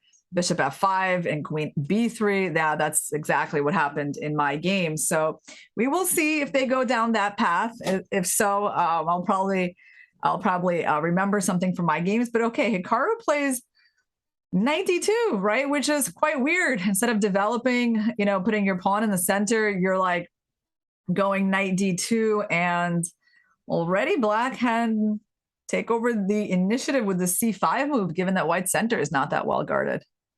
Yeah, knight d2 seems like a very odd move to me by Hikaru. And yeah, as you mentioned, I also had a game actually against Alexander Grishuk in the World Cup in 2019, where I also played e3. He played bishop f5, and you said you played queen b3 here right away? Yeah. I'm pretty sure, yeah. Yeah, so in my match, I played bishop b2, knight bd7. Oh, and then queen b3. And he played queen e7. And I played a3, takes, and this move b5. It looks very odd, but black seems to be holding here. But yeah, knight at a2, very odd move by Hikaru. It kind of reminds me of his match against David Navarra, where they also got this structure. And I felt like Hikaru was a little bit slow in his development. And here also Dominguez can hit him with the move c5. And what do you even do here? Because e3 doesn't seem like a good move. I mean, let's say takes, knight c6. Defending the pawn on d4 is already surprisingly difficult. If you take on c5, there will be d4. And again, I think you come under a huge, and actually maybe g5 first, and then d4, and you come under a big initiative. So again, I don't quite know what he's planning to do. Yeah, I mean, no, knight d2, we do see moves like that sometimes in these positions, guys, like in order to, let's say, deal with the g5 knight e4 idea. Maybe we can put that on the board, Benjamin, just to give some sense of what Hikaru was probably thinking about. In these kinds of positions, like if we put the knight back in f3, like, of course, g5 and knight e4 is an idea that black is looking at. But yeah, knight d2 stops that, but it leaves the d4 pawn insufficiently protected, and Dominguez goes with c5. Right. And yeah, again, I'm kind of surprised. To me, it doesn't make a whole lot of sense. Maybe he wants to go a3, hitting the bishop, and that is what he just did. I guess if takes, we take, and white, I mean, again, maybe d4. Yeah. Well, it's interesting, Benjamin, like, I do see Hikaru's point. Like, if there is no d4 right here, and if white would have time to play e3 and bishop d3, actually, he would have quite a nice looking position with the bishop pair. So it's this very specific move d4 that is presenting a problem. Right. Yeah. So we'll see how this one is going to proceed. Okay, bishop a5 by Dominguez. Perhaps you can take now, or knight to b3. In both cases, I think black should be fine. And yeah, we'll see what's going to happen. At least Hikaru has to make sure he doesn't get blown off the board right out of the opening, right? Because black's initiative could become very scary. But maybe if you take now, this pawn on c5 can never be taken. And after d4, maybe you go here, followed by b4. And perhaps things are not as bad after all. And he does capture on c5. He does take on c5. Yeah, he kind of has to go for that. Yeah, for this b4 idea. Well, hopefully he can pull this out. I mean, he's definitely giving Dominguez some chances to play in this game. Yeah. Yeah, again, it's a little bit odd what he's done, at least to me, right? You would think he would play much more solid with white and not try to give Dominguez as many chances. But yeah, we have a full We have a full game here where black also has his fair share of chances. So we'll see what is going to happen. I mean, g5 doesn't seem to accomplish that much. Mm-hmm. And d4, knight b5 seems to be okay for white, right? Let's look at this one interesting line, Benjamin. d4, knight b5, knight a6. Okay, fine. That's fine. That's actually fine. So yeah, you're provoking b4, and then you sack the knight. And that's a very unusual line. And I guess our threat is g5, knight e4. I mean, we sacrificed a piece. White has very poor development. It looks like a crazy position. I kind of think that Leinier should be thinking about things like that. For sure, but he is captured on c3 and played knight a6.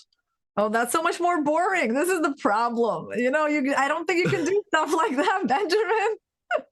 But actually, after knight b3, how do you even get the pawn back? Right, but here's the thing. But like, let me just put it this way, Benjamin. Even if you didn't get, like, even if you took the pawn, even if I just played e3 and I let you take, like, why would you go for this position? Like, if you're trying to win as black, right? Like, I mean, right. Okay, I don't think I would, but you know, because in general, like, even if black wins the c3 pawn, like, there's so much compensation for white with the bishop pair. Right. So I just don't think like these positions are the best to really, you know, go for black for complexity. And okay, but I mean, he might not even get that pawn back that easily. Yeah, no, I think, yeah, what you said. Yeah, no, 100%. Even if black takes his pawn, he might only be marginally better. And it definitely seemed like there were better options to unleash a big attack on white. Right. But again, yeah, now after knight b3, I don't even see how white is getting, how black is getting the pawn back, right? I mean, we always have queen d4 to defend. I mean, e3 comes very quickly. Maybe you just take this knight on a6. And perhaps this could be another win for Hikaru. I mean, it's not out of the question, right? We were very worried about knight at d2. The computer was already giving black a big advantage, but now it seems that white is taking over the advantage here. Yeah, crazy, right? Like, I mean, I guess this is the thing, you know, if you're not going to go in for these really unclear, sharp lines, then it's kind of hard to punish Hikaru's play, right? I mean, he started off well. He played c5, like everything, basically c5. And so where was the critical moment? Was it after a3? Yeah, that was one critical moment. He could have taken on d4, right? So that was one thing that he missed. And going for this position with d4 here. This was very interesting because, yeah, white has such little control over that square and so little development, and you're just trying to open the game right away, or just getting to keep the strong pawn on d4. So, you know, knight c6 next, and that was one big opportunity from him. And once he missed that, then he had to, I think, after a3, bishop a5, yeah, he had to go for some kind of knight d4 and knight out and be ready to sack the piece. Right, but yeah, to me it seems quite surprising that black seems to be doing fine there. But yeah, I think he missed the biggest chance by not taking on d4. And then again, this very instructive move d4, because if white gets one move, he's going to go e3, and he's just going to get developed and castled. And I quite like white's position, given the fact that he has the two bishops and a better pawn structure. But d4 creates such big problems for white, and it becomes so difficult to develop. But right now it's looking very good for Hikaru, and he's also up 1.5 minutes on the clock. Yeah, so in a way, Hikaru's gamble paid off. I mean, it would be interesting to ask him, like, did he know that knight d2 was a bad move? Or, I mean, it's kind of hard to imagine that he would know that in advance, right? It probably felt like he probably thought, okay, I can just do this, it'll work out. And then he probably realized the problems after he did it. I doubt that he, like, on purpose went for a bad line. What do you think, Benjamin? Yeah, I think that was also not his intention. Perhaps he mixed something up, right? There are positions, as you mentioned earlier, where white does play the move knight d2, but definitely not in this one. So I was very surprised, but it seemed to have played out perfectly, right? I think he couldn't have asked for more. Yeah, two bishops, extra pawn, and black still has work to do to get that pawn back. For sure. So let's see what Dominguez is going to do. He's already down 2.5 minutes on the clock. To me, it's not trivial at all. White's play is very easy. Okay, he goes g5, a very committal move. Now bishop g3, an easy move for Hikaru. I guess he wants to go knight e4. But let's say we just go queen d4, right? We defend this, we defend this. Yeah. What is black planning to do? Yeah, well, I agree. This looks very sensible for white, queen d4. I mean, that pawn sack is super instructive, right? Queen d4, b6. We do see that kind of idea in a lot of these lines, where like even in Grunfeld lines, right, where you just make that trade to open up the rook on a8. We can show that, Benjamin, after queen d4, b6. Yeah, like guess black you get has a quick lot of knight c5, right? That makes a lot of sense. So maybe what you have to do, what white could even consider, is let's say move like e3, and if you take, go ahead. And white is h4 at the end, opening up the h file. With all of these dark squares, we can run a black king. This looks very dangerous. Yeah, and it's actually very important that after knight e4, white's able to escape and put his bishop on d4 and just lock him down there, because that bishop is going to be amazing. Like, yeah, that's one of the themes of these kinds of positions. If you can get your bishop there, like, you're really good. Yeah, no, this looks terrible for black, but Hikaru has played the move queen d4. All right, so this would allow the move b6 by Dominguez, which would make for a very complicated game where both players have a lot of chances. Oh, he did go queen d4. Wow. Yeah, well, it's easy to miss the move b6, isn't it? It's easy to kind of underestimate it, or just because also on b6 we have c6, right? Right. That was another thing that black would have had to factor in. So Dominguez didn't. He played queen e7, and now we can have like those similar kinds of positions where white goes f3. The only question is the queen well placed on d4, because there's always this knight b3 fork. Yeah, I think you make a very good point, right? If we do the same line, let's say e3, black takes, we take. And now after h4, there will always be the move knight b3. We could throw in rook to d1. And I still like white's position. But yeah, it slows down the attack a little bit.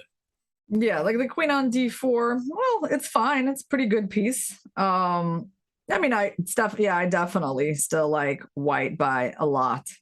It's just hard to see like really great outcomes. Why not take the d5 pawn, says Walsey? Well, why not take a pawn like that? Yes, it has to do with development. When you're behind in development, you generally don't want to go grabbing pawns that don't develop your pieces. And in this case, black gets like a few tempos to actually get more development. And now, okay. Actually, f6 maybe is a threat, although they're still here. But I guess something bad is going to happen here. Yeah, f6. And well, f6 is a big move. Yeah, it just traps the queen. Oh, but there's still queen here. But it was, by the way, important for black to play rook d8, because if you go bishop b6, there's queen d6, and the queen is safe. But yeah, the one thing I would point out about Dominguez, which is going to be problematic for him if he wants to come back in the match, is that I feel like if he has to make a decision, right, whether he's going to take the risky one or the risk-free one, I feel like he always takes the risk-free decision. I mean, that's what we saw in the last game. Also, earlier in this game, he maybe had to sack a piece. He didn't do that. Here, he had to sack the pawn with b6. But Hikaru goes h4. Huh. Wow. I mean, that's he's being a little extreme in this game, like letting your opponent take your bishop and having to capture FG, right, Benjamin? I mean, I think that's more, it is more shocking to me than actually playing knight d2 in the opening. Yeah, me too. I mean, look at these pawns, right? They're all of them, or almost all of them, are isolated.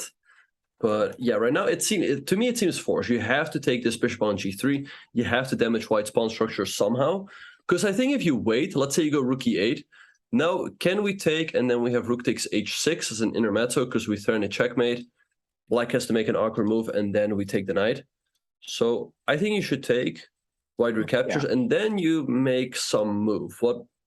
I don't know which one. Let's say here. Yeah, maybe rook e8. Yeah, I like rook e8 because, I mean, yeah, I might as well activate that, and then you take with the queen. You got to take with the queen, and okay, king f2 is a move. I mean, it's kind of complicated, but yeah, it's like the white pawn structure is a mess, right? And the king safety and development isn't so awesome. So yeah, I mean, I can't say too much of a fan of this h4 move. Yeah. So But yeah, I'm surprised that Dominguez is thinking. To me, knight takes g3 seems absolutely forced. And if it comes down to a position like this, I think he cannot be too unhappy about the outcome of the opening, right? I mean, he's not having, let's say, a King's Indian attack or something like that. That would, of course, be ideal with black. But it's a very double-edged game. White has a ton of weaknesses all over the place. And White's king also likes a safe spot. So I think he can be quite happy. In the meantime, he has captured on g3, and he has played the move that you suggested, rook to e8. Yeah, well, okay, it makes it a little harder for White to play e3 and bishop d3, right? So that's really the point. I don't think White will be taking the pawn on d5. As we saw, there's always these bishop e6 ideas, and you might just lose stuff. So, I mean, White's main job is to get their pieces out, really, in this position. So I suppose, like, yeah, I would probably play like h takes g5, queen g5, and then look for a move like, yeah, queen f4 or king f2, right? So this move certainly makes sense. Trade the queens when the king is weak.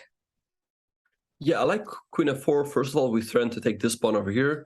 And also after a queen trade, I feel like, you know, even though White has a ton of weaknesses, he is still up a pawn. So I would think that White shouldn't be risking too much here, right? If we get in, let's say, king d2 followed by e3. Yeah, I agree. Yeah, I mean, White has the h file that they can also use as an avenue of play. And yeah, e3 and then bishop takes a6 is actually an idea. I mean, White is fine. Yeah. It's not that I'm like worried about Hikaru's position too much. It's more just like that I think he could have had something better. Yeah, no, for sure. So let's see what he is going to do. I don't think there's too many other options besides taking this pawn over here, because you want to get in the move e3 eventually, right? Otherwise, your bishop on f1 is just not participating. So I think by taking and then going queen f4, at least you can try to get the queens off, and that will allow you to play king e2, followed by this move. Time has even up in the meantime. All right, let's figure out, Benjamin, why can't we just go king f2 here? I mean, I want to go king f2 and e3. Why is that so bad? Well, the computer is saying bishop g4. Yeah, well, that doesn't tell us anything, right? Because I'll just go e3 and then bishop d3. Right. You can put it on the board. I don't know. Now he changed his mind, so it could be something. Wait. Oh, hold on. Oh, show why we can't take the bishop. Right. If we take, then there will be a check. We have to go back here, and then black takes, and we're just going to be in a world of trouble. Black takes now, so that queen c3 becomes a threat, and White's king is just permanently weak. And actually, he has played king f2. The delayed pawn cloud is on the board. There you go. See, it's important to ask questions like, why can't you do that? Because in general, the king on f2 is a very sensible place for the king. You want to play e3, right? And so bishop f5 just happened. And okay, I suppose e3 right now is the move that Hikaru is planning. Yeah, so I think e3, hitting the knight. I guess the knight jumps back to c7. Yeah. And I would think this type of position should definitely suit Hikaru more, right? He's more used to these type of unbalanced positions. Yeah, I would think. I agree. Although from Dominguez's point of view, I think like this has also worked out pretty decently, right? I mean, he needs chances, and when the opponent's king is at least a little airy like that, you know, that's not a bad result from the opening as black. Yeah, no, for sure. Especially in the must-win game. Okay, so e3 is played. I guess you do want to take this knight over here, right? Because it's the only piece that can potentially challenge his queen on d4. So maybe knight c7, followed by knight e6 is an idea. Knight b8 is c6 also. Yeah. Can I just say something, Benjamin? Okay, yeah, go ahead. Says, in general, f2 is a very sensible place for the king, noted. Right. Well, what I mean, guys, is when you have pawns like, you know, on e2 and g3 and your kingside pawn structure is already a mess, in that situation, f2 is a sensible square for the king. For sure. Yeah, I mean, the king right now is doing sort of okay here. It's, of course, not the safest king in the world, but there's no clear avenue for black to attack it, right? In the meantime, we will try to open up the h-file. So knight c7 was played. I guess we want to go knight e6, because this queen on d4 is really what's holding the white position together.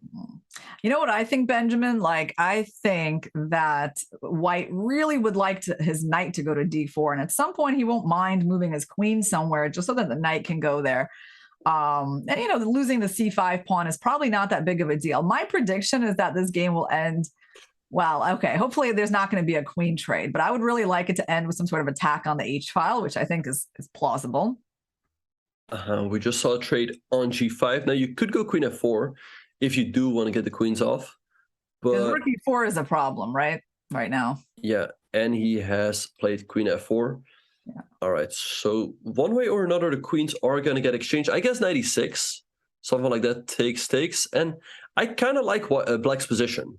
Right, again, White has a ton, every single pawn is doubled or isolated.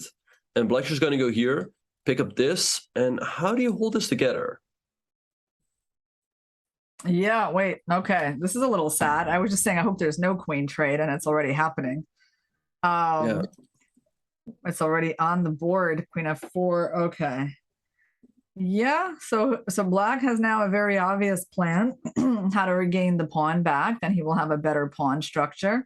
Hikaru needs to bail out here. So yeah, I do like the move C4 is what I would look at, because I mean that pawn is just a weakness. So let's trade it.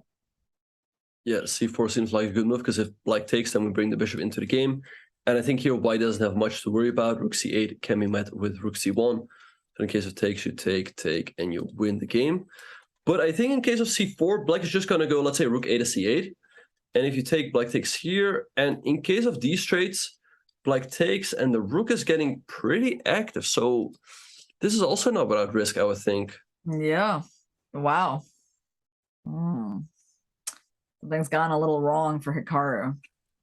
Yeah, so looks pretty tough to me. I don't see right away what he should do. Also, actually, it's important to point out that a move like Rook D1, sorry, would lose the game right away due to Bishop C2.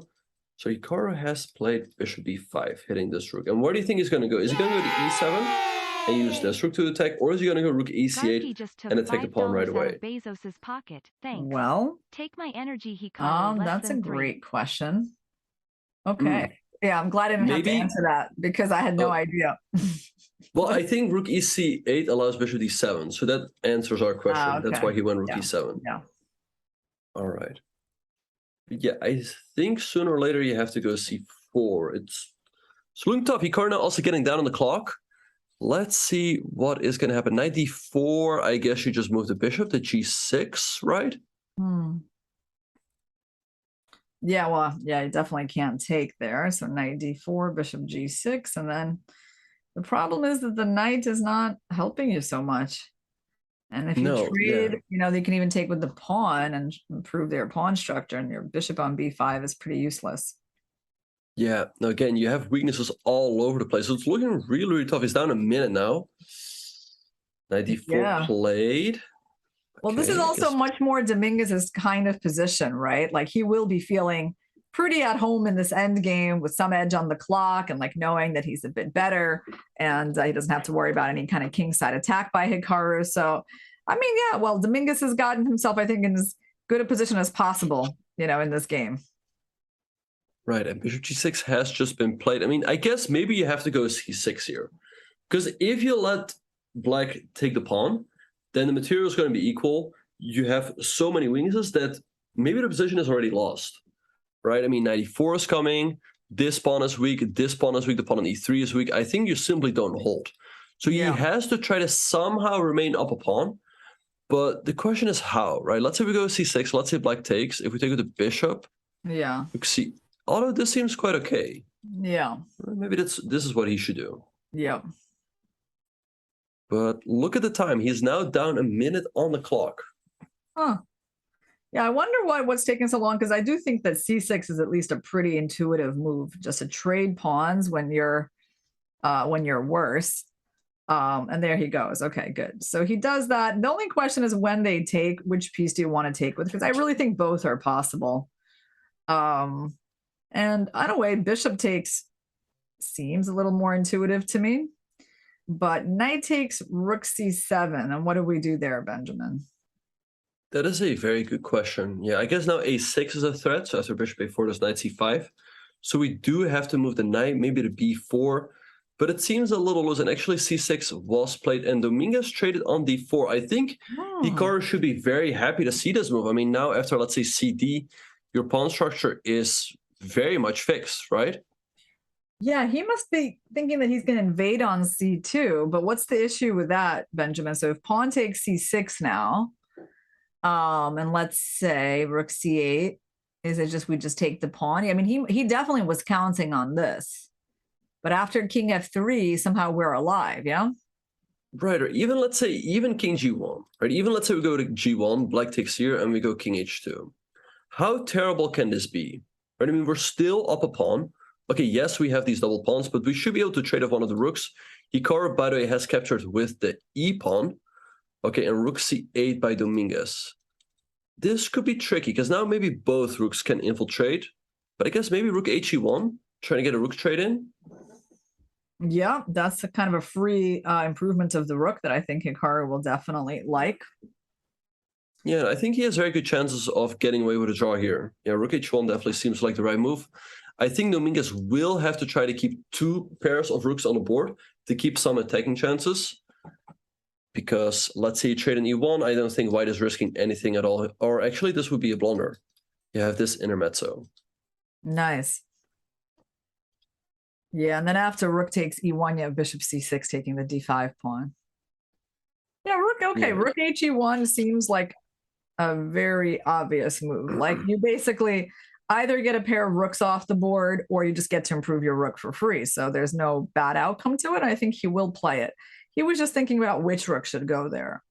So he played the a rook. I mean, it makes sense that he wants to keep this rook on the open file. On the other hand, there's no entry squares, right?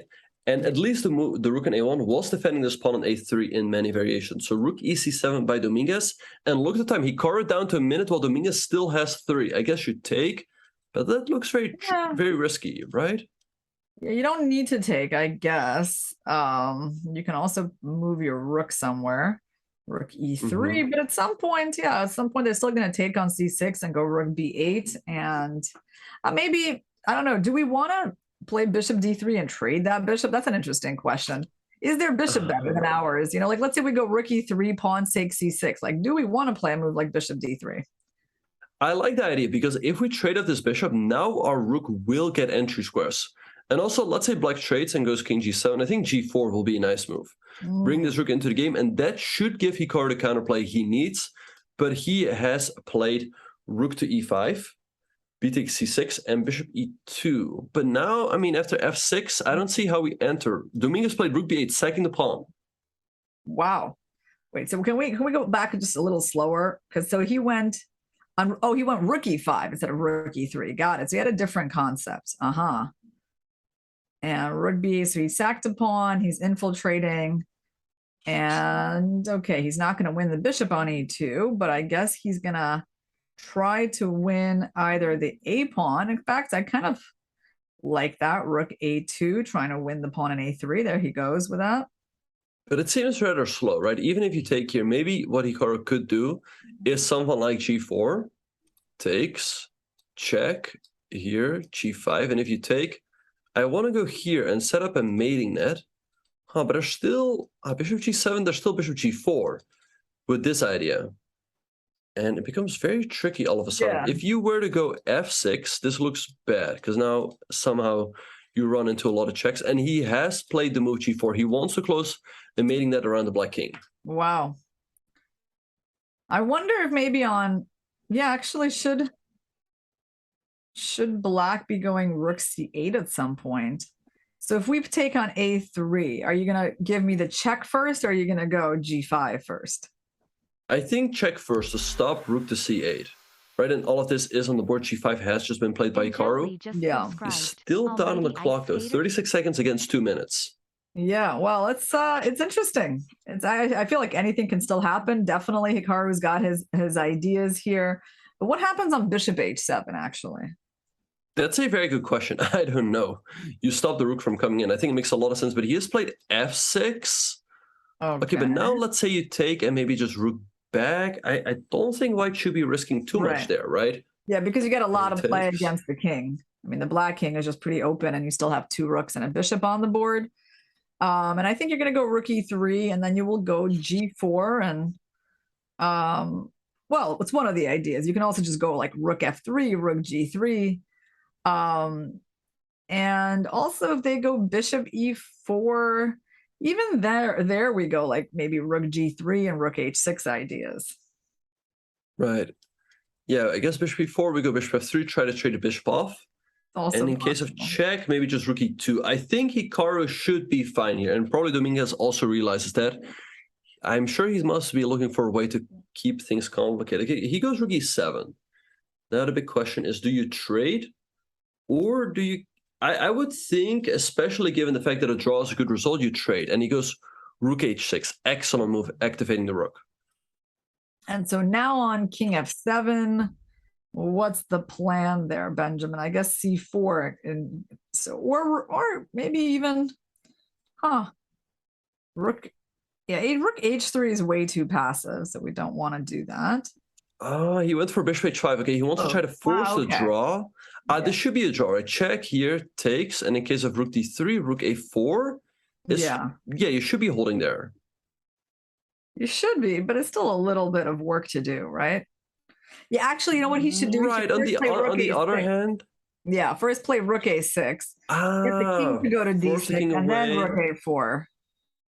Right, so the king is further away from the g-pawn. I like that idea. Yeah, that's a very good point. So king d6, then we go rook a4. And I don't think black has more than a draw, because his g-pawn is going to push up the board. It will probably eventually distract the black king. And white should be able to hold this. So very important hold here for Hikaru probably. Okay, rook c3, tricky move. So he still wants to bring up the king. Again, it's not over. 4 seconds. 4 seconds. You gotta go, you gotta go. Needs to be kind of careful here. I agree. Actually. But king e2 seems like a good move. King d2, yeah, you want to go to d2. Yeah. I think if the king comes on d3, there's no way he's going to lose. But he gave him the g-pawn. This should still be quite an easy draw, but some work to be done. Yeah, well, he needs to make sure the black king doesn't come in. But I think he should be able to ensure that somehow. It is a little bit tricky, isn't it? I mean, should you go like rook a5 and try to put the rook on c5? I know that was weird, but so he didn't do that. He is going to check on b8 if the king goes up. Right, I think you just wait, and that is why Dominguez played rook g7. So I guess he wants to go up and then go rook b7. But again, then you're kind of stuck there with your king and your rook. All right, so we have this. I think there's no way to make progress, right? Because you would want to bring the rook to the third rank, but then comes rook b8. Yeah, that looks like he's found the drawing stance. Yeah, no, I'm pretty confident he's just going to hold the draw here.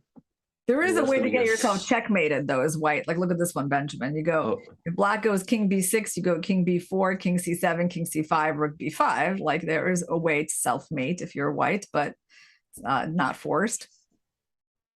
Okay, yeah, they keep playing out this position. I mean, yeah, again, Dominguez needs to win, so he's going to try to push as long as possible. But I think it's not going to happen. Hikaru's just going to keep his rook on g8, so he will always have checks from the side, but he will also have checks from the back, right? So king d6, I think you just give a check here. King e6, same thing. You just have to make sure the king doesn't come all the way up. Yeah, okay.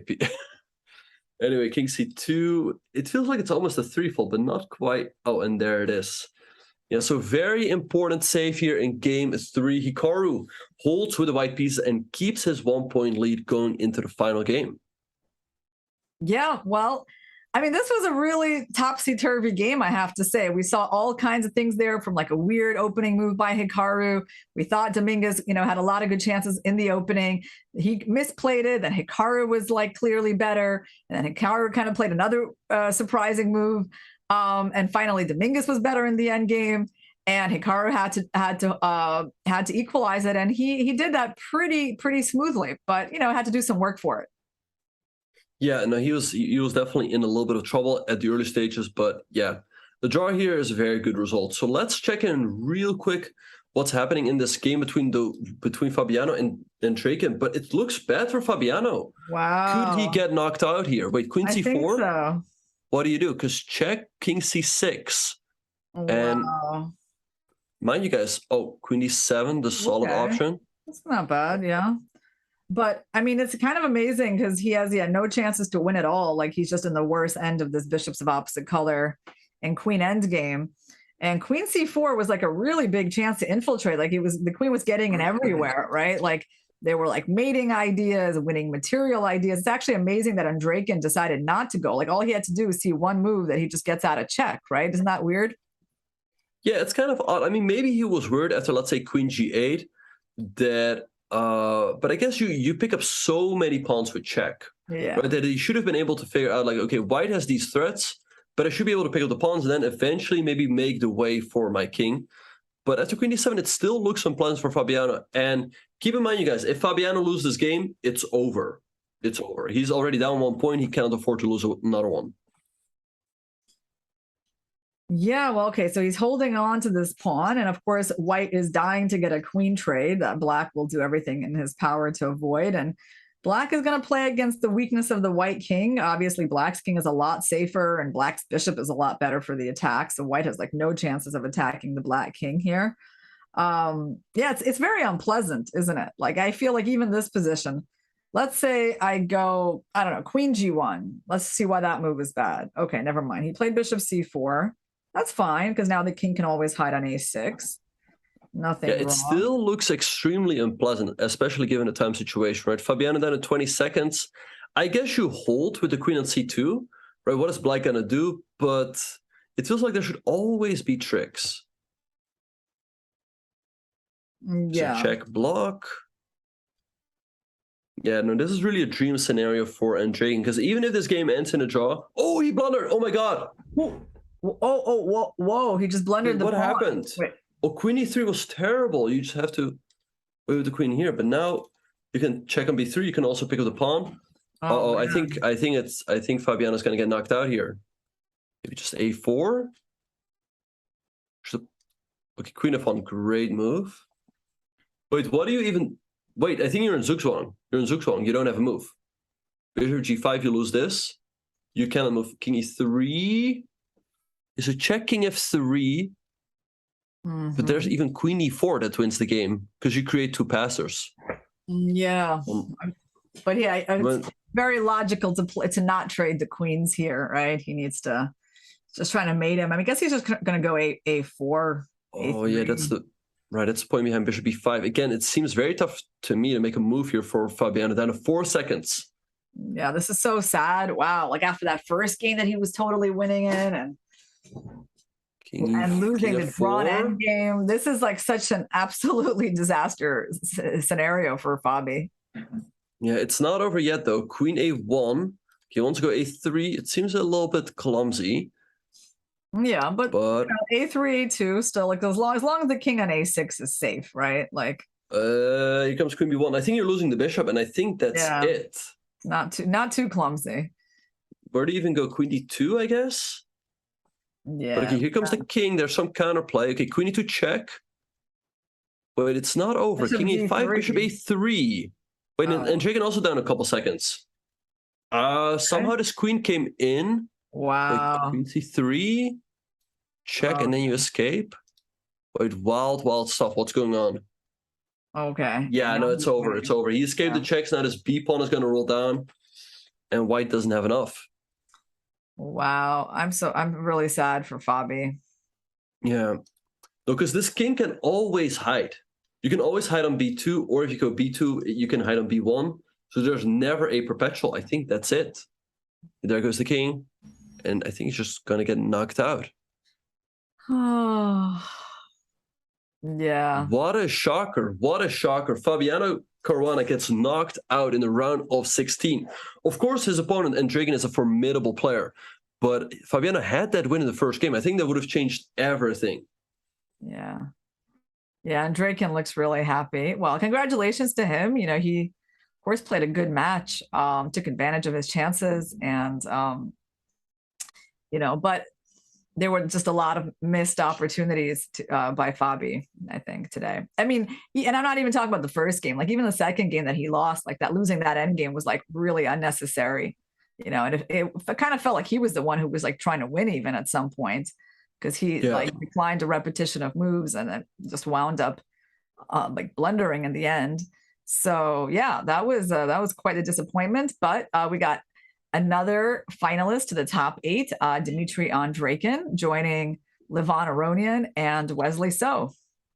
Yeah, but yeah, big shocker there. Yeah, Fabiano, he was winning in game 1. He got only a draw, and in game 2, it should have been a draw, but he lost the game. So instead of scoring 1.5 points out of those 2 games, he only scored half a point, and that makes all the difference. And yeah, it's going to be Andraken who's going to go to Toronto. But with all that being said, you guys, we are going to be taking a very short break, but don't go anywhere.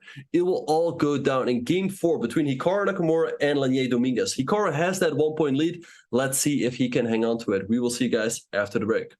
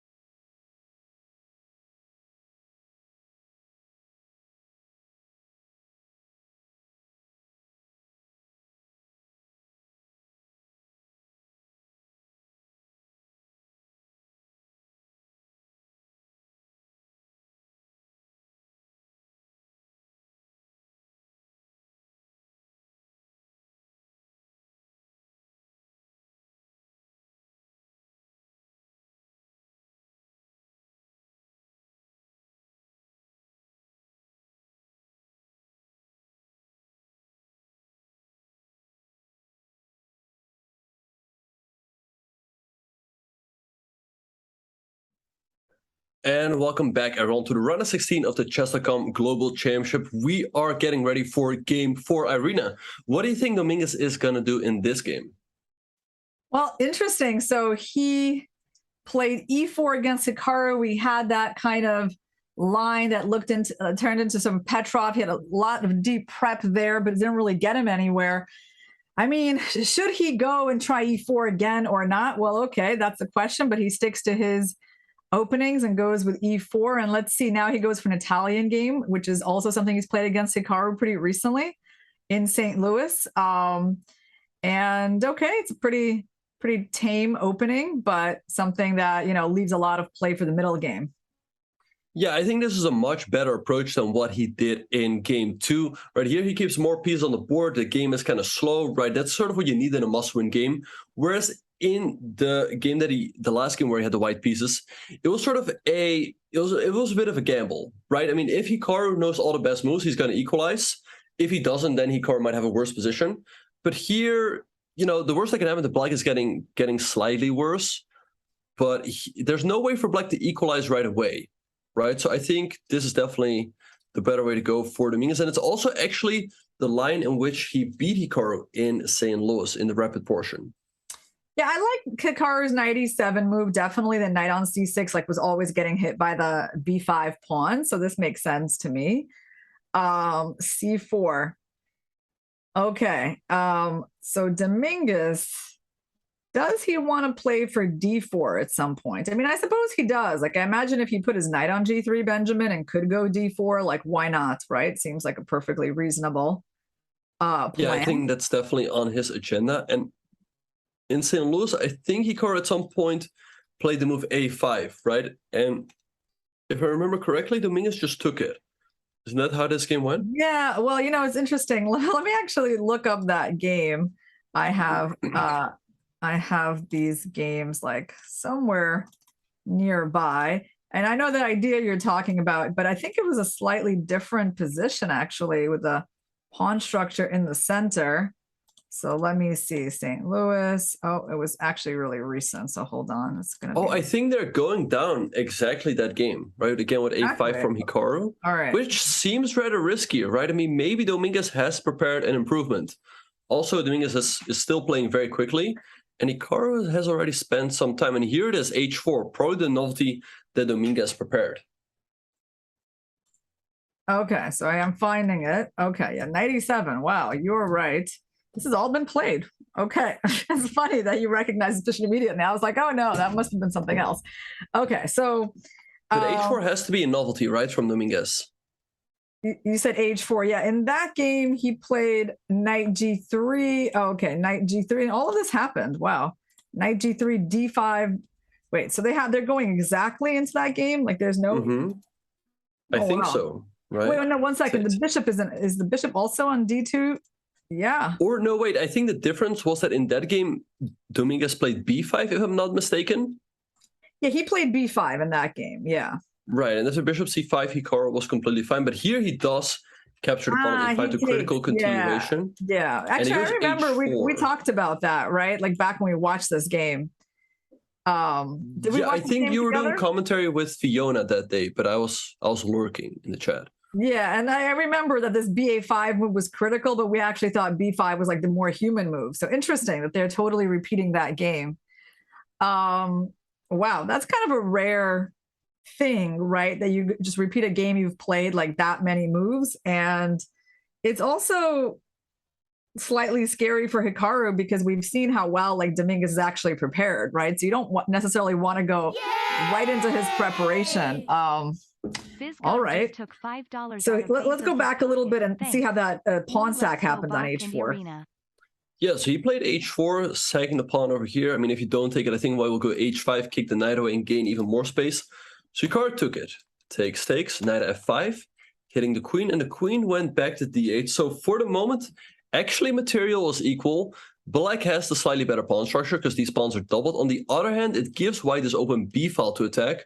White also has a great knight in f5. Maybe you can throw in queen g4 at some point. For now, Black has the very effective response, rook to g6.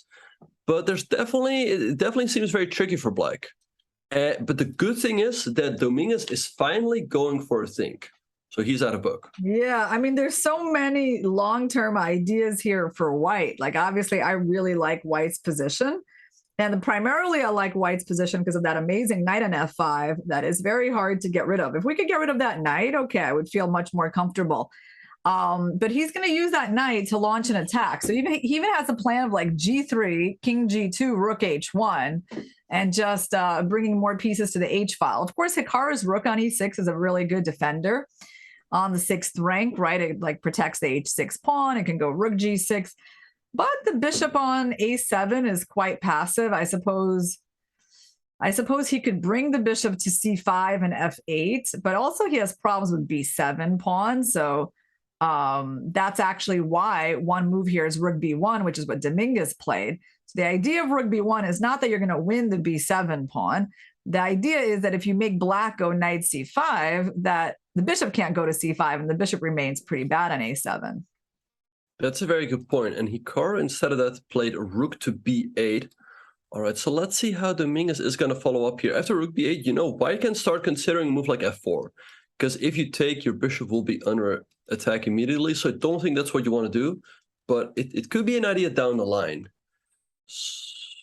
And also the question becomes, what is black's plan going to be? What is black's plan going to be? I mean, white can try to launch an attack on the king side, I imagine. Maybe black has to bring this bishop back to f8 to defend. Yeah. But I don't see a good plan after that. I mean, maybe in a distant future if you get g6 and h5, but I think that's very unrealistic. Yeah, I mean, I think, yeah, definitely bishop c5 to f8, then like try to put the knight on c5 and, well, king h7, g6. I mean, that's the dream, right? It's to get rid of the white knight. But we'll see. We'll see if Dominguez can really put some pressure on Hikaru, or he's gonna like let him out, like we've seen Hikaru kind of not experience too much pressure today, right? Yeah, no, he's definitely putting him under pressure here with white pieces. And again, yeah, I really like this approach from Dominguez. He has proven himself to be an expert on the white side of the Italian. He got a great position against Hans in the Sinkfield Cup. That game ended in a draw. He beat Hikaru in the St. Louis Rapid and Blitz. And I'm sure he's had many, many other great wins on the white side here. And his preparation and his understanding of these positions is just so good. But the good thing is that right now he is going for a think. So at least he's out of his preparation. He's unsure what to do. So let's hope that Hikaru will find a way to hang on here. Yeah, I agree. I mean, obviously an Armageddon game would be super exciting, but we would like Hikaru to be able to defend this position. So, okay, Leinier getting lower on time. Well, what would I play here as white? So would I go f4? I don't know. F4 seems to me like I doubt I would go there because black can just ignore it. And not sure that I really want to take on e5 and change the structure, right? We have this kind of rule in chess that if everything is going well for you, you don't want to change the position in a radical way. So maybe f4 wouldn't be it. So let's see if I play g3, king g2, Benjamin. Let's just keep building. Right, so I think I'll go bishop c5, king g2, and bishop f8, which is a very important defensive resource. Again, I cannot play g6, right, because maybe you'll go here. But I guess I'll put my knight on c5, and things don't look that bad for black, I don't think. Maybe white has to try to strike right here, now that the bishop is not defending.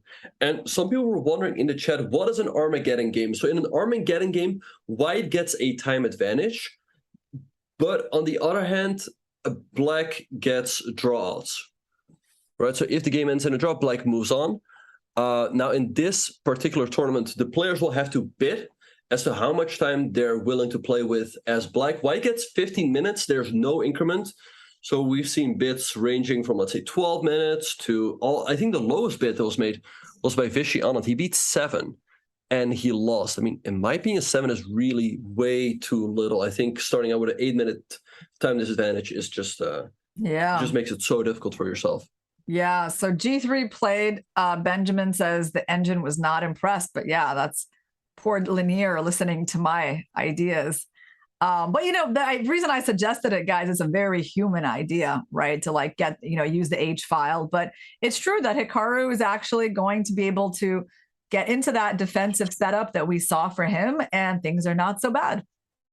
Yeah, he put the bishop on f8, very important, always covers the g7 pawn, and the h6 pawn, rook h6. Okay, I think his idea is to go knight c5, and after bishop e4, he wants to be able to go knight e6. And, I mean, the good thing is that at least he's moving fast, so he seems to be confident about his moves. But was bishop e4 really such an issue? I mean, you can just move back, right? Because I would think the trade is good, because then the pawn on a5 becomes weak, and then your knight really does get an outpost on c5. So the move rook g6 is a little bit odd, but I guess there's some merit to it. Yeah, the rook g6, it is a little strange, but I don't think it's very obvious how to take advantage of it. I mean, knight h4 followed by f4, given that like maybe you can even get your pawn to f5 instead of your knight blocking that pawn. That's interesting. So let's try knight h4. Knight h4. Okay, so I guess we rook move f6. back. Yeah, let's try rook f6. Maybe. Yeah, Yeah, I like f4, right? Yeah. Maybe queen h5, knight f3. But he has played f4 right away. I think this is a good choice as well. Right, you can take, but then you hit the rook, and if the rook moves, this starts hanging. And by the way, for those of you who are wondering how the Armageddon works, we talked a little bit about it earlier. But basically, if the match ends in 2-2, you get a private message from one of the proctors. They're saying like, okay, the match ended in a draw. You guys will play in Armageddon. What is going to be your bid with black? So you put in the time that you're willing to play with. And then you'll hear back, you know, whether you bid more or less. And if you bid less, then you're going to play with that specific time with the black pieces, but you will have draw odds. If you bid more, then your opponent is going to play with the time they bid, and you will have to win. So that's basically how it works, if that makes sense. Benjamin, so f4, if we take and play bishop f4, rook a8, right? It does look like at least white doesn't have that really powerful center anymore. Now there's this knight c5 move. And okay, I want to get the a5 pawn back. I mean, I can't take it right away, I think, because maybe there's bishop c7 somewhere. Okay, bishop c7, there's still a queen c8, but okay, let's try this knight c5 though instead of rook a5. That might be a clever move, not to allow rook b8, right? Because I think we do want to play knight c5 and then here. So let's maybe do this first and then take here. But some people asked a good question in the chat. What happens if you bid the same time? I think they will bid again. And I don't think you can bid 90 minutes. I think the most you can bid is 15. But if you bid 15, you basically guarantee yourself the white pieces. The downside of bidding 15 minutes is if your opponent bids, let's say, 14:59. Because then he's only down 1 second and he has to draw odds. Right? Ideally, you want to have white and a big time advantage. Right. So you should not be bidding 15, yeah? Well, it's a psychological trick, right? Your opponent, of course, doesn't know that you're going to bid 15 minutes.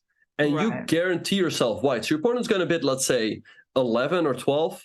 And maybe some players are really happy to get white, right? And that's a particular situation.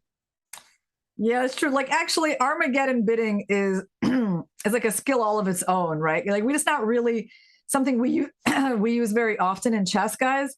But when you get to that situation in a tournament, it actually makes a big difference, and you really have to think quite carefully about actually what goal you're trying to achieve, because some people want to play as white. Some people don't want the draw odds, and they're quite comfortable just getting the white pieces and trying to win the game. I've certainly kind of felt both ways. You know, sometimes you are happy with the draw odds and black, and sometimes you just want to have the initiative and go all in as white. So you have to factor that in, like what's your approach to the game, you know, and then have that, you know, inform your bid. Right. And yeah, I think it's probably easier psychologically to play with white, right? What do you think? Because you know you have to win. Right, you know that's the only result that matters. And with black, it's easy to, you know, sort of make maybe you make decisions that are too passive, and also you can be down quite a bit of time. But you've played in, of course, a lot of US championships. and you've also played playoffs. In those situations, you would also bid for the Armageddon? Yeah, we've had some Armageddon bidding in those US championships. I have to say it hasn't happened in a long time. I mean, I would probably have to go back I feel like 10 years or something to remember the Flying King. Armageddon. Yeah, when was that? Maybe 2014, maybe 8 years, but it's been a while since I've been in those situations. And here we got this position that we were talking about on the board. It all went down this path, and now if you take the pawn on a5 with the rook, you're going to get hit with rook b8, and that's definitely not a good thing to let that rook get there. Yeah, no, this seems very risky. Yeah. I don't see a win right away, but this pin feels very unpleasant. So Hikaru, I think very clever move, goes knight to d7, so he keeps covering that b8 square, and look at the clock. He's up a minute now, and I think the position is looking good now. Yeah, so of course Hikaru doesn't mind a repetition, and Dominguez needs to do everything possible to avoid it. Dominguez does have this interesting exchange sack with queen b3, so just trying to protect the rook. And I don't think you want to really be taking that rook, because that just gives white very strong passed pawns. Yeah, so I think you just don't stop the b pawn, right? So I assume we have to take here. Yeah.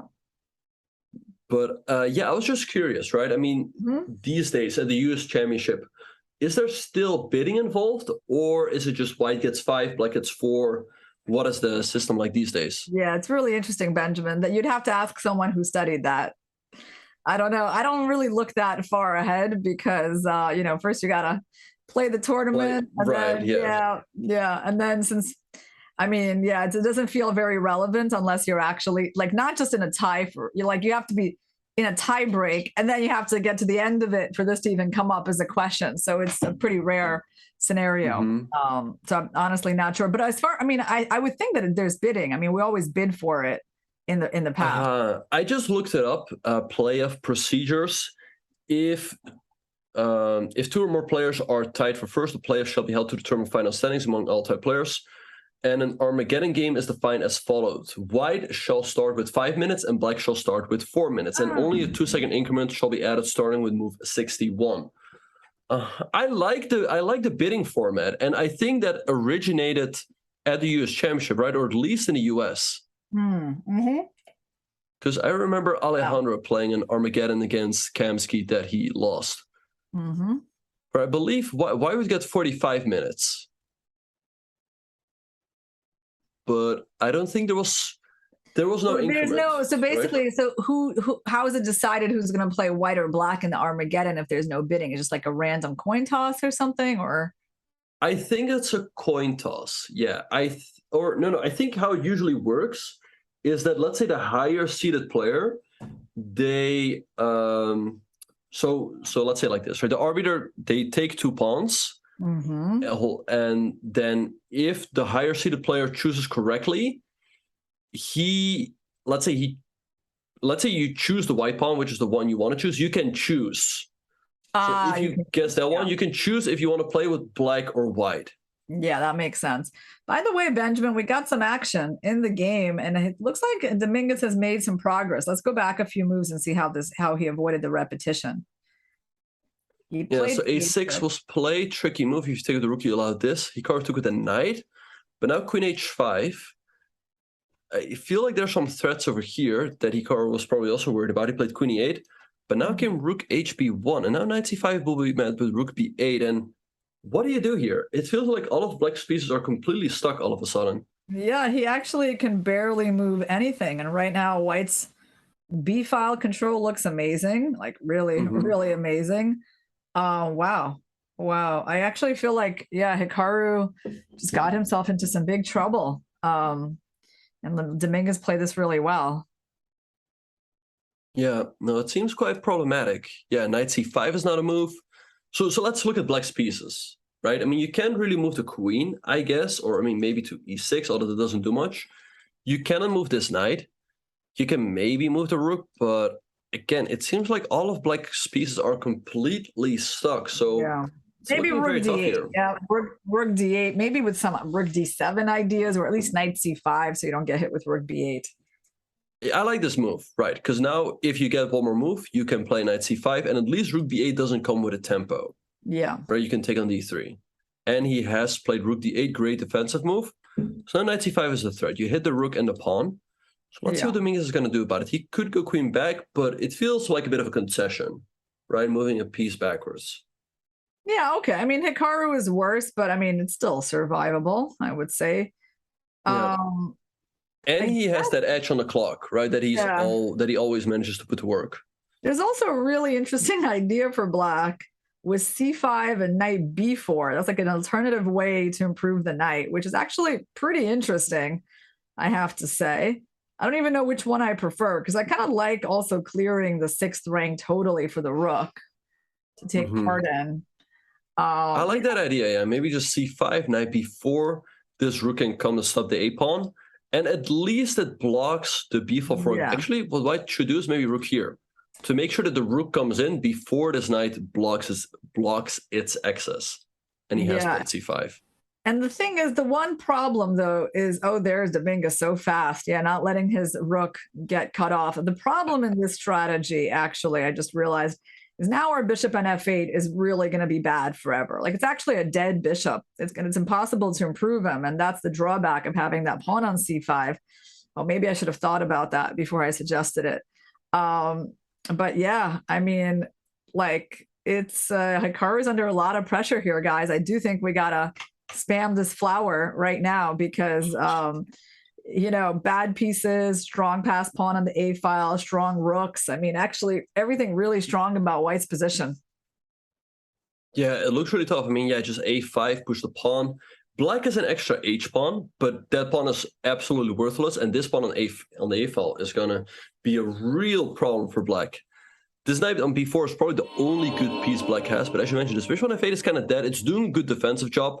This rook is doing a good defensive job, but I don't see any way to improve the placement of the black piece. But again, Hikaru is so tricky, and he is up 2.5 minutes on the clock. And we know that Dominguez is prone to blundering if he gets low on time. He goes rook b8, which perhaps could relieve a bit of the pressure. I don't like this move. I think this is very good for Hikaru to get some trades in. That's right. I mean, the rook was just better than black's rook, so it's a very strange decision to trade. That's pretty much a gift, actually, that Dominguez just gave him. Wow. That, you know, like black could barely move anything, and rook b8 was always like a threat if you moved your rook somewhere. So, yeah, Hikaru should be happy to see that. Now, the thing is that it's kind of hard for white to get the pawn moving. So how does he do that? I mean, because white's only plan here is to push the a pawn. There's really no other plan, right? Yeah, that's a very good move. That's a very good question. Knight c6 was a great move. It's stopping the rook from coming to b8, and it's also stopping a5. I mean, maybe you have to move the queen back. But then if you move the queen back, maybe you could be worried about something happening to your king. I don't know. Actually, if a5, do we take, or are we... Perhaps nothing is happening here, right? And we move the knight back on the next move. Yeah. And again, with the time situation, I think it's looking better and better for Hikaru here. It's actually very interesting. I remember Sam Shanklin saying that, you know, Hikaru sometimes, of course, also makes inaccuracies, but when he's with his back against the wall, it feels like you're playing a table base, right? He always finds the best defensive move. Yeah, no, he's super, super resourceful. And yeah, I've noticed that too. He's a really good defender. You have to get him in a really bad position to beat him. And okay, so here, now the white minor pieces are kind of limited in what they can do, right? So it's really the queen's place right now to improve herself.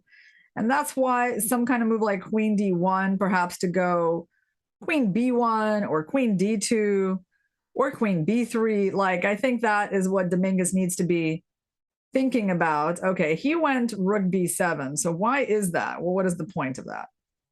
Well, I guess he just wants to put his rook in the 7 rank, maybe try to unleash some sort of tactic towards his pawn on f7, but it does involve a pawn sacrifice. Hikaru could play queen a8, getting the rook, and then capturing this pawn on a4. I mean, it feels a little bit risky, of course, to go pawn grabbing and leave your defenses behind. On the other hand, the queen could come in and cause counterplay. And queen a8 has been played. So he's keeping up the pace, and he's definitely putting pressure on Dominguez's clock here.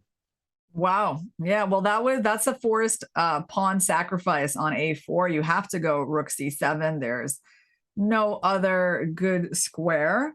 So rook c7, queen a4 is going to happen. And then it's a question of how white wants to play e5. There's a really interesting move, actually opening up the way for the queen to come into d5, perhaps. That's very possible. And black has to go for some sort of perpetual with the queen, right? So queen c2 and see if you can get that king into a perpetual after king h3. What do we do after king h3? Do we go like queen b1 or something? And if you take, what is our idea? Yeah, what is my idea? Hold on. Maybe we're fine if we take queen here b7? afterwards. Is there queen b7, Benjamin? Oh. No, because of knight Line 14 just d6. took Okay, but $5 it out of almost Bezos's was. pocket. But what we Thanks. do is we take on c6 and we go queen d3. We hit the knight. Also, there's okay. always checks, and we can take this pawn over here. White's king is just too open here. But that's pretty hard. No, I don't know about that. Yeah. I'm not sure that Hikaru is going to find that. I mean, that's not an obvious thing at all. So e5 is on the board. Okay, well, okay, now it's a big moment, but he doesn't have to go for this queen c2, queen b1. That's just one way of playing. I mean, right now he can also just defend the knight. What does white want? Does white want to play knight d6 here? It's a very good question. Yeah, I guess knight d6. So Hikaru has played knight at d8. He wants to reroute his knight to d6 square, and knight d6 by Dominguez. But maybe knight at e6 takes, and then you take here. I think you can get away with it. You're actually getting away with that. And so takes. Yeah, and I think you just take here. And again, now it feels like white's king is definitely opening up a little bit. I agree. I mean, I agree. Hikaru just needs to calculate knight e6, which I think he will do because that was his intention. And actually, I'm starting to really like his position because his knight is just wonderful on e6. It's really, really solid there. And as long as he doesn't lose the f7 pawn, now he's going to start looking at white's king, with queen c2 coming in. Yeah, no, me too. And also look at the clock. Dominguez is down to 50 seconds, and Hikaru still has a very solid 4 minutes and 40 seconds on the clock. I think his king feels pretty safe over here. I mean, maybe you have to go rook c8. I think almost any other move loses, as we saw before. Rook takes f7. Oh, wait, no. Wait, is this possible? What? Why is he losing? Is there some... Wait, can you do this? Bishop takes. Are you winning something? No, but at least I'm never losing. Yeah, okay. You're up 2 pawns. Yeah, so you're right. Why does this? But you go rook e6. I think that's what he's going to go for because it looks so straightforward, at least to me. Yeah, maybe there's better options. So he just needs to calculate a couple of captures in a row. Basically, it's not actually that hard. Yeah, no, that's very doable. Yeah, it's just two captures and a check. Right. I wonder. I mean, he could go for other things, but yeah, he's going for your line. Yeah, bishop takes d6. Great minds think alike. Yay! All right, so he's going to take here, check here. There's queen e4, but also here you just take, and all of that is or even on queen the board. d6. Yeah, even queen d6 there was good. I mean, actually, even on queen f3. Queen. Yeah, okay. I called it. All of this is on the board. Yeah. And as Mr. Jelly is pointing out in the chat, we're heading to Toronto. I mean, there's no chance white can win here. Very G5, cool. for example. So we can commentate on Hikaru's games in Toronto in November, guys. That live final in Toronto for the top 8 players of the Global Chess Championships is going to be November 2 to 7. Yeah, that's going to be super exciting. The first time the Global Chess Championships are being held. Yeah, no, it's going to be awesome. Yeah, I think there have been live finals before.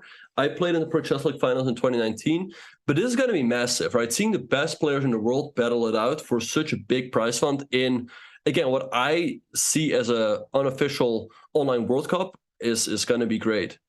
And yeah, it's going to be awesome that Hikaru is also going to be there.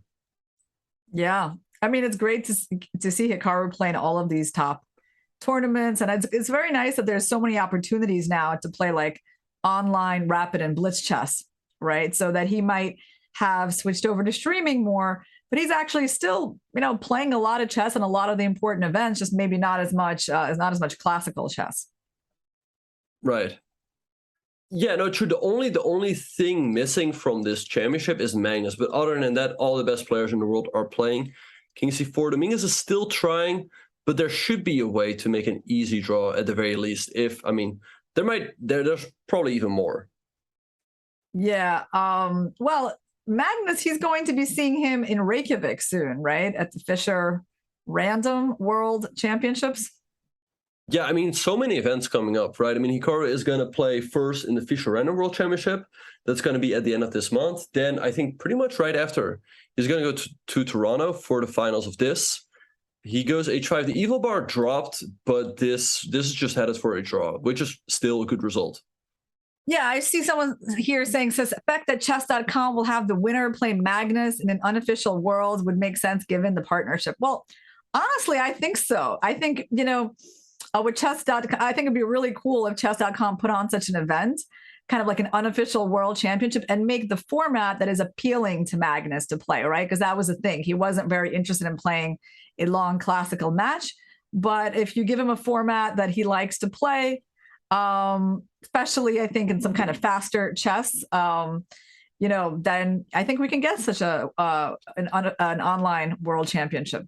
Right, and some people are worried. Hikaru didn't blunder. Dominguez blundered. He had to go for the win, but I think Hikaru's just going to make the draw. I think he's just going to make the draw, right? Because the draw makes him move on to the finals. Yeah. So yeah, and there it is. Yeah, Dominguez doesn't really have the luxury to think here too much because he's got no time. Again, the only reason why you would go for the win instead of a draw is some rating points, but it doesn't matter too much. I mean, with this draw, you guarantee yourself at least another 10 grand, and there it is. Hikaru wins this match and moves on to Toronto. Great stuff. Yeah, are we going to be talking to him today, Benjamin? Yeah, he'll be joining us soon for an interview. But if you have to go, that's of course fine. Yeah, no, it's okay. I can wait a few minutes. We're still actually finished pretty early, before 3 o'clock Eastern time, so that's cool. Yeah, it was interesting match. I mean, definitely it felt pretty safe for Hikaru because even when he was in trouble, he wasn't in trouble for very long. Like there was really no point of suffering for Hikaru, where you get into a bad position and you're in it for a while. Like this position was dangerous for him today, right? But very quickly, it turned out okay. Yeah, no, if I think about today, I think the first game, he didn't get much out of the opening, but he was always on the better side of equality, right? So that was a nice win. The second game seemed completely fine. He was in no trouble whatsoever. But in game 3, he was in a lot of trouble. And also in this game. Yeah. So I think overall, he held himself in critical moments, also because his clock management always was better than Dominguez. And yeah, I think he fully deserves to move on to Toronto. He says he will join in like 8 minutes. So I guess he's doing a chess.com interview first. Yeah. All right. So what should we talk about, Benjamin, while we wait for Hikaru to join us? Should we talk about all the recent scandals? We can pick one. There's lots of material to choose from. Well, apparently people are also, there's been some drama in the fishing world. I don't know if you saw about that. Yeah, I saw that. It's like there's cheating everywhere. It's incredible. Right. I mean, but if the people want, we can just answer some questions from the chat. So shoot them our way. Yeah, let's do that. All right. Love to see the Rook B8 trade. Yeah, that trade really helped him out in this game. Well, I mean, if there's cheating in chess, there must be cheating in Fischer Random as well. Okay. I've gone fishing a couple times, but not really. Oh, but perhaps we can put up the Hikaru interview. He should be on soon.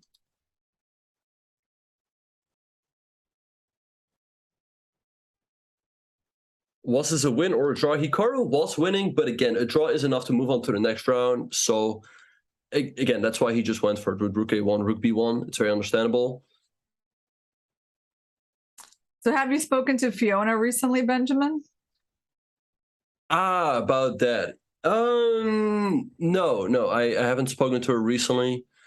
But yeah, that was of course a very weird situation. Maybe you can definitely comment better on that. How did you watch Yeah. that? Okay, cool. Sure. Let's go on to this one. So after we had this Magnus Hans scandal, then we had another scandal in the chess world, which was taking place at the Grand Prix tournament in Kazakhstan, the Women's Grand Prix, which is one of the top female events that eventually qualifies someone. I think the winner of that gets to play like a candidates match, right? They qualify into the candidates matches. So it's quite an important event. And Fiona went there as a commentator. I actually spoke to her, I think the day that she was leaving, we were doing commentary, and or maybe she was leaving the next day. So she was working there with very strong Israeli grandmaster Ilya Smirin. And at some point, during one of their conversations, I mean, it appeared like, he said some kind of strange things. Like, I'll tell you what I thought of it. The very first thing that was strange to me was when she was discussing if the Chinese player Zhu Jenner could make a GM norm in the tournament, right? And he seemed like, kind of confused by that and was like, well, isn't she like already a WGM?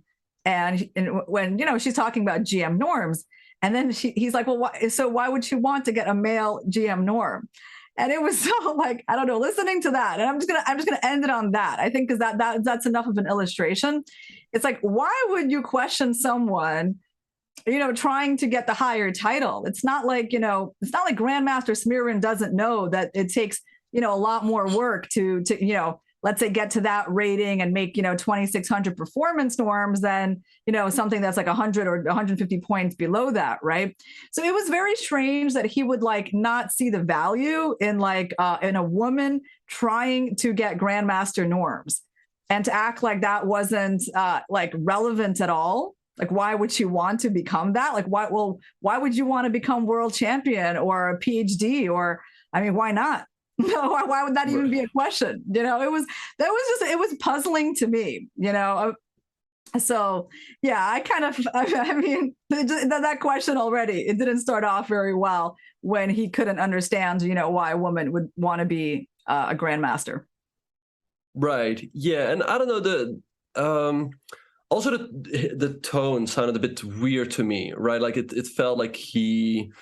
Also, later on, he made that comment about Fiona. I mean, I'm sure he just meant it as a joke, right? Like, why do you play the Sicilian?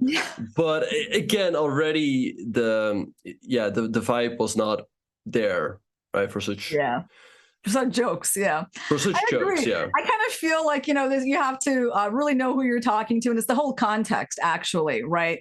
I feel like I've seen, like, I remember like Levon talking to Maurice, and he made a very similar kind of joke, but it was really said in a kind of funny way, right? And but I feel like if you're already having all these conversations when there's a lot of doubt about what you think about, the players, like women in chess, and then you're still making jokes at your co-commentator like that, yeah, that was maybe also not the best, yeah. But that's like if you take a look at the whole context. Right, and as Wandering Bishop says in the chat that we saw a few clips, but according to Fiona, he was doing it multiple times. But yeah, again, it's very weird, right? I mean, it's at the women's FIDE Grand Prix. FIDE is working really hard to promote women's chess, and it seems like he wasn't there with that. He wasn't on the same mission, so to speak. Right. Yeah, there's actually also this other thing where he was surprised that you can make a grandmaster norm in a female tournament. It's like, hello, all these women are grandmasters. Like, do you not know that? You've been commentating on the top female event for, for like 10 days. Sorry to interrupt you, but the interview with Hikaru just started, so let's pull it up.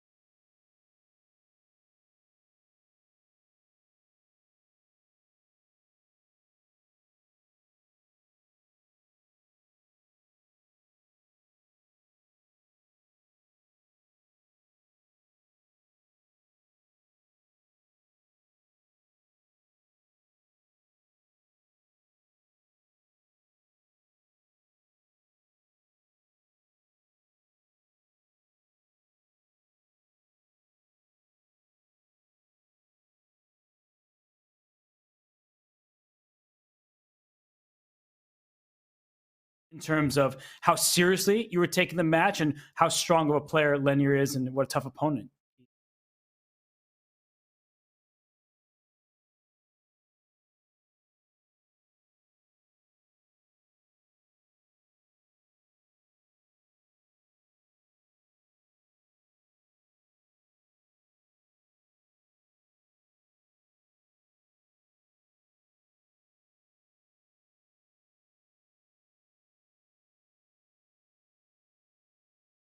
Another one where you take on b2, then you go back to e5. But I think what I did was correct, and it was another position that once it's simplified, it was very simple to play. So I think in terms of first games that was fine. In terms of the third game, honestly, maybe this will sound a little bit arrogant, but if I hadn't started feeling the need to use the restroom somewhere around like move 10, I think I probably would have won this game and we wouldn't have had a fourth game, honestly, because when I played this h4 move, for some reason I was expecting g4 and then I was going to go bishop d6, but I can simply play the other order with bishop d6, knight d6 takes, queen d6, h4, g4, g3, and I'm just a little bit better and it's very easy to play. So yeah, it happens. And then fourth game obviously was very choppy, but I think I just made better decisions in the critical moments.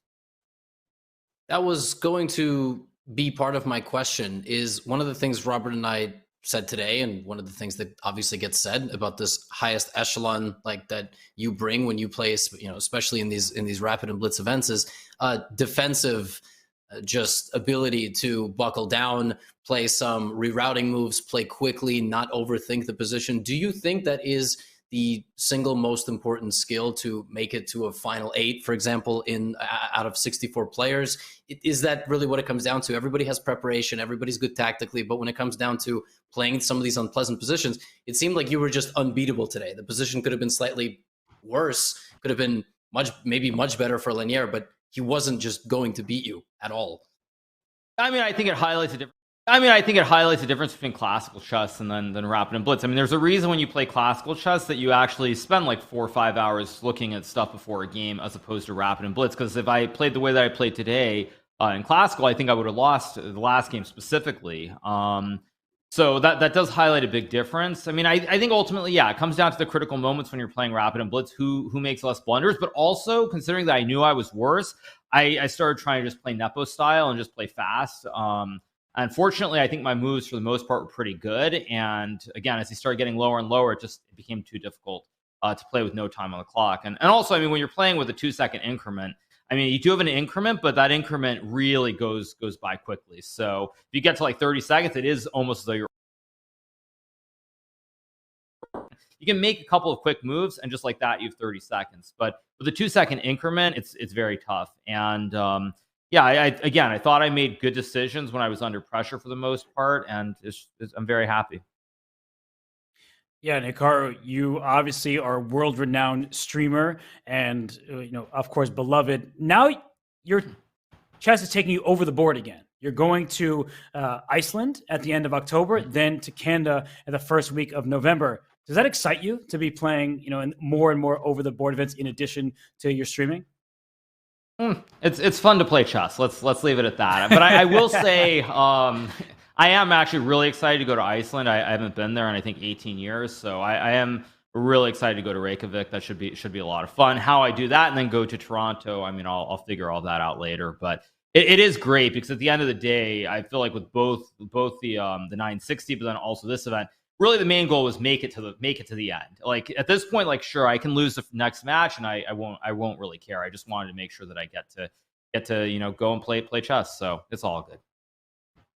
Yeah, do you prefer over the board? Do you prefer fully online, or do you prefer traveling to a location and playing on a computer in front of another guy physically?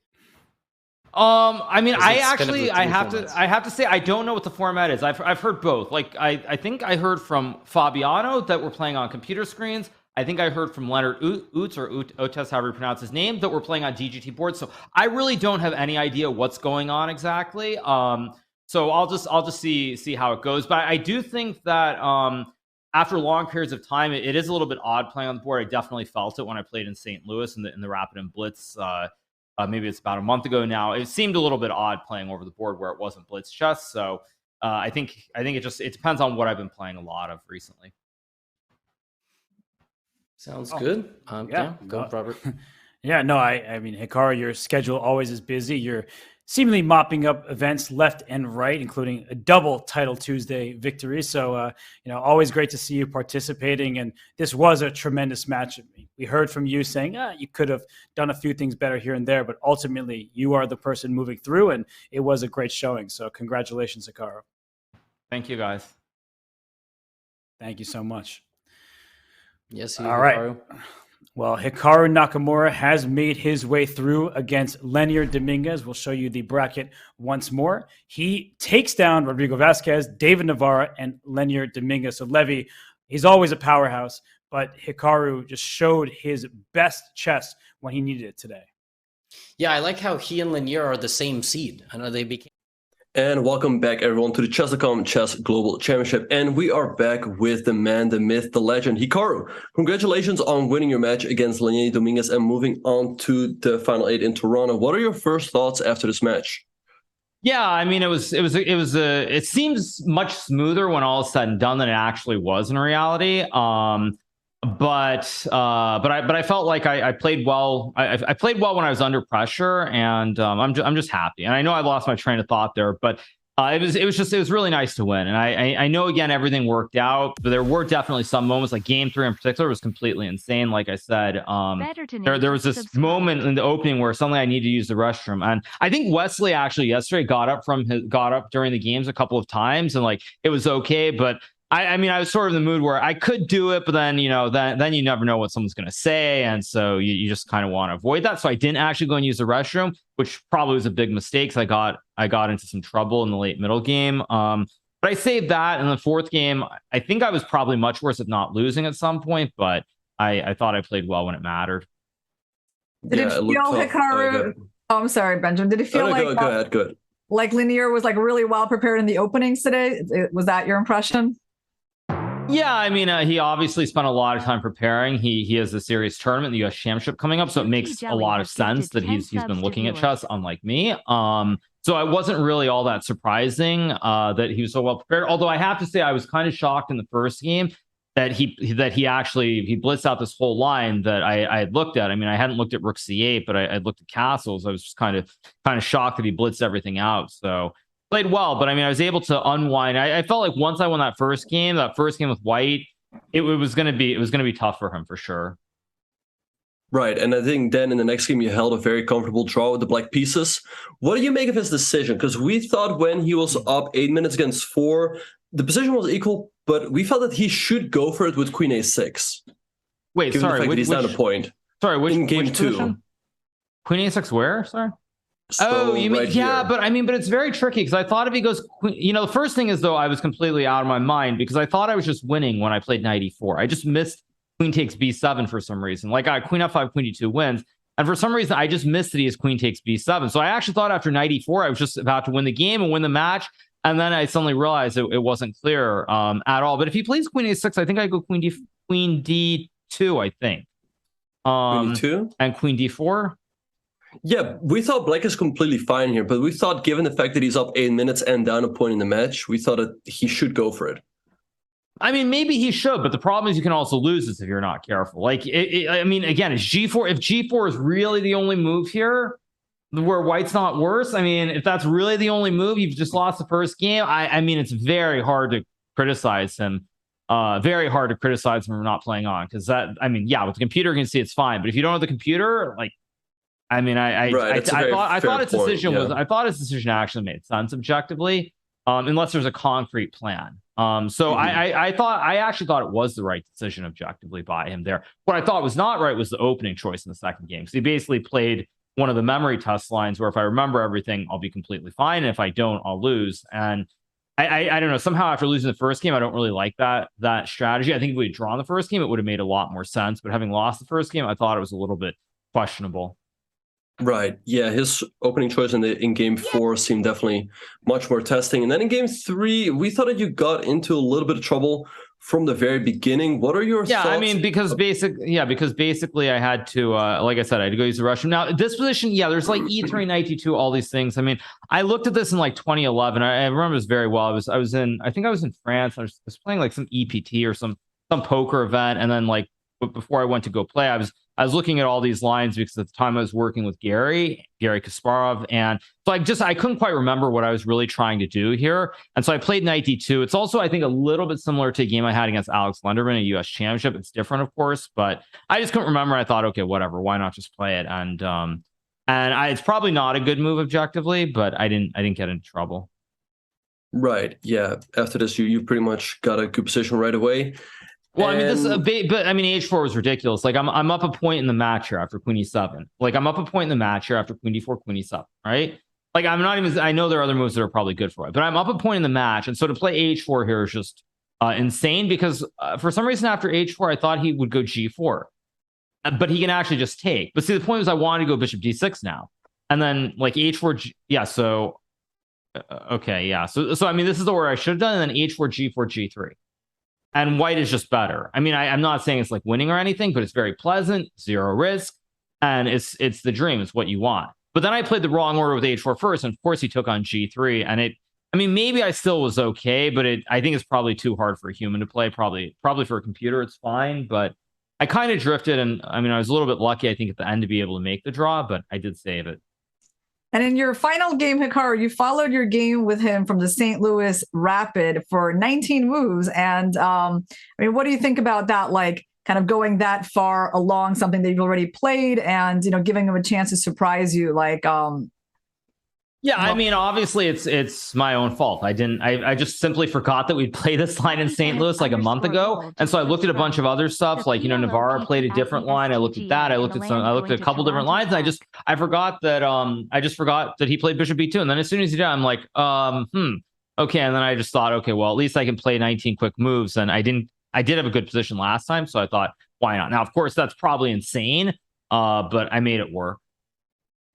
Right. And were you ever worried in this game, or what was a particular spot that you thought he really should have played better?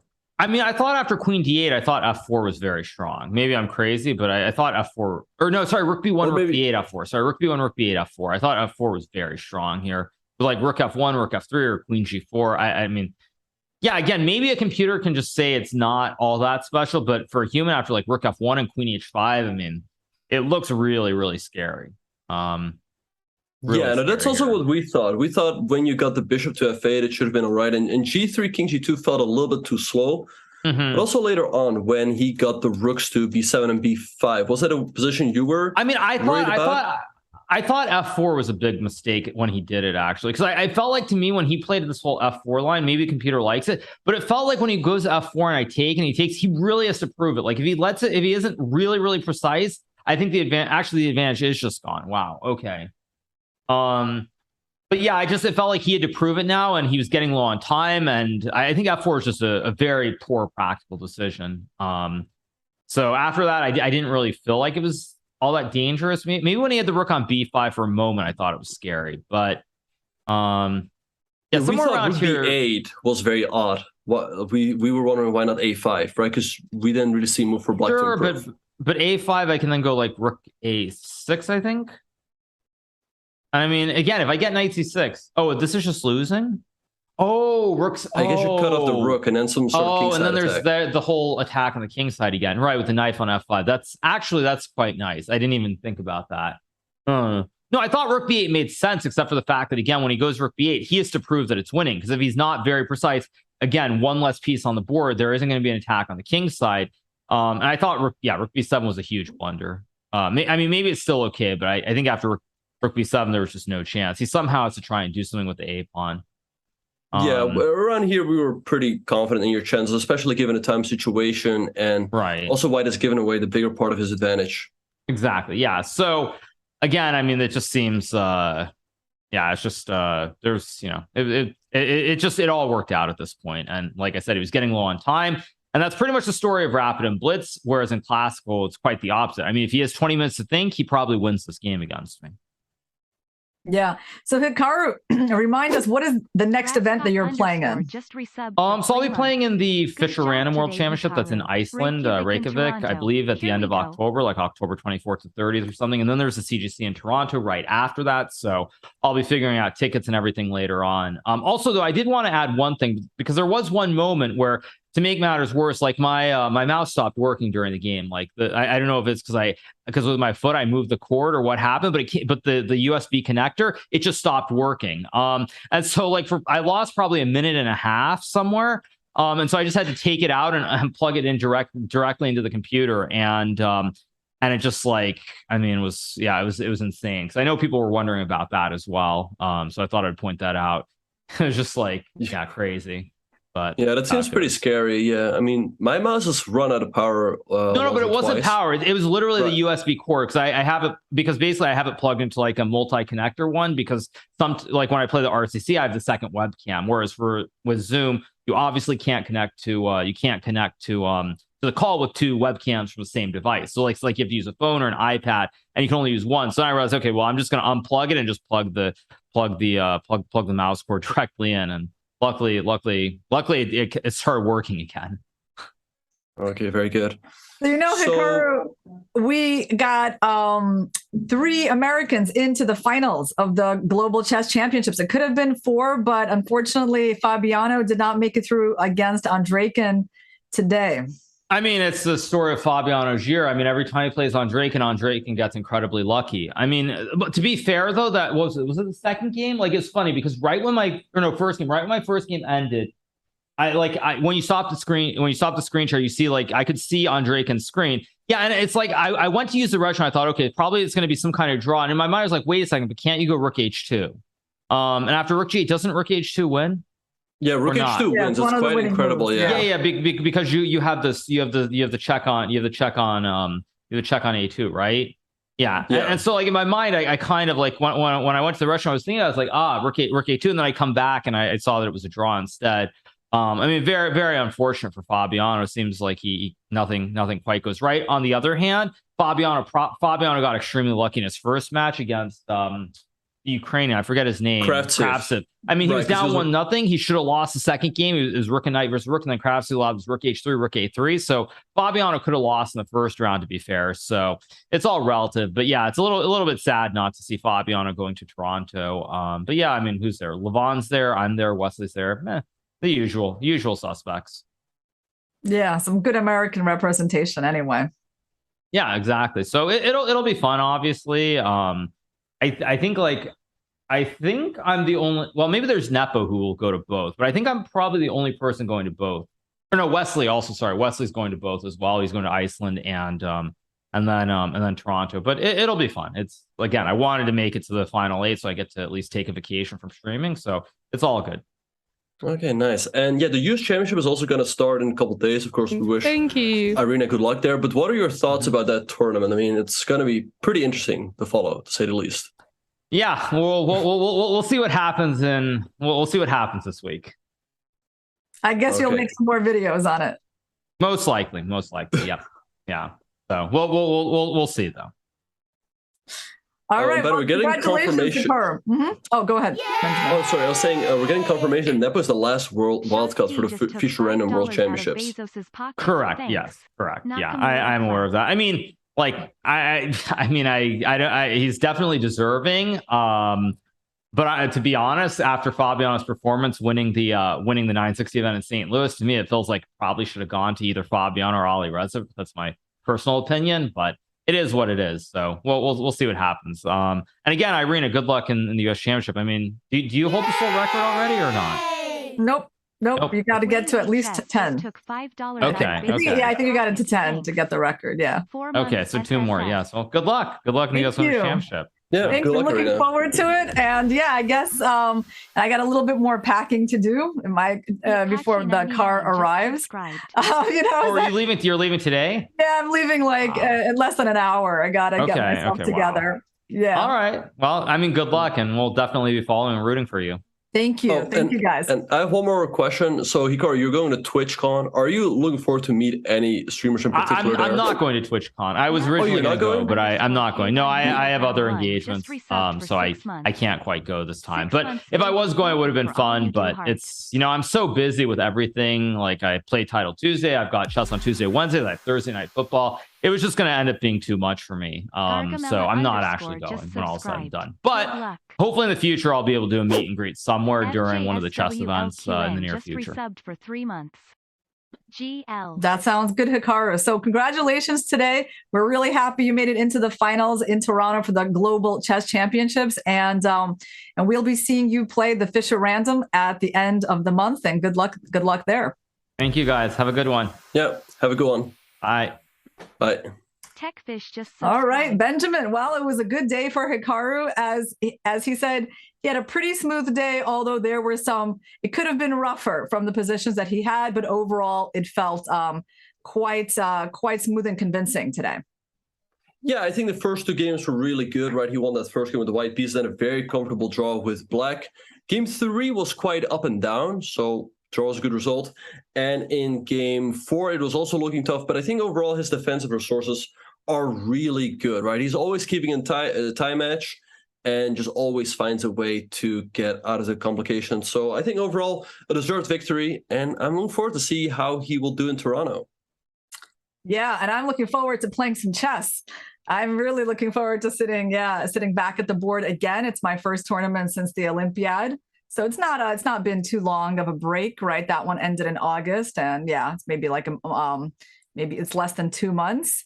So yeah, guys, root for us, me and the rest of the players. Root for Irina. Root for Irina. Especially for me. Yeah. You know, at the US Championships, I'm sure it's going to be a great event as always. We're actually having more rounds this year than before, 13 rounds of chess, up from 11 as it was before. So yeah, it's going to be good. And I guess we will end it on that, Benjamin. Thanks, guys, for joining us for this coverage of the Global Chess Championships, and we will see you soon.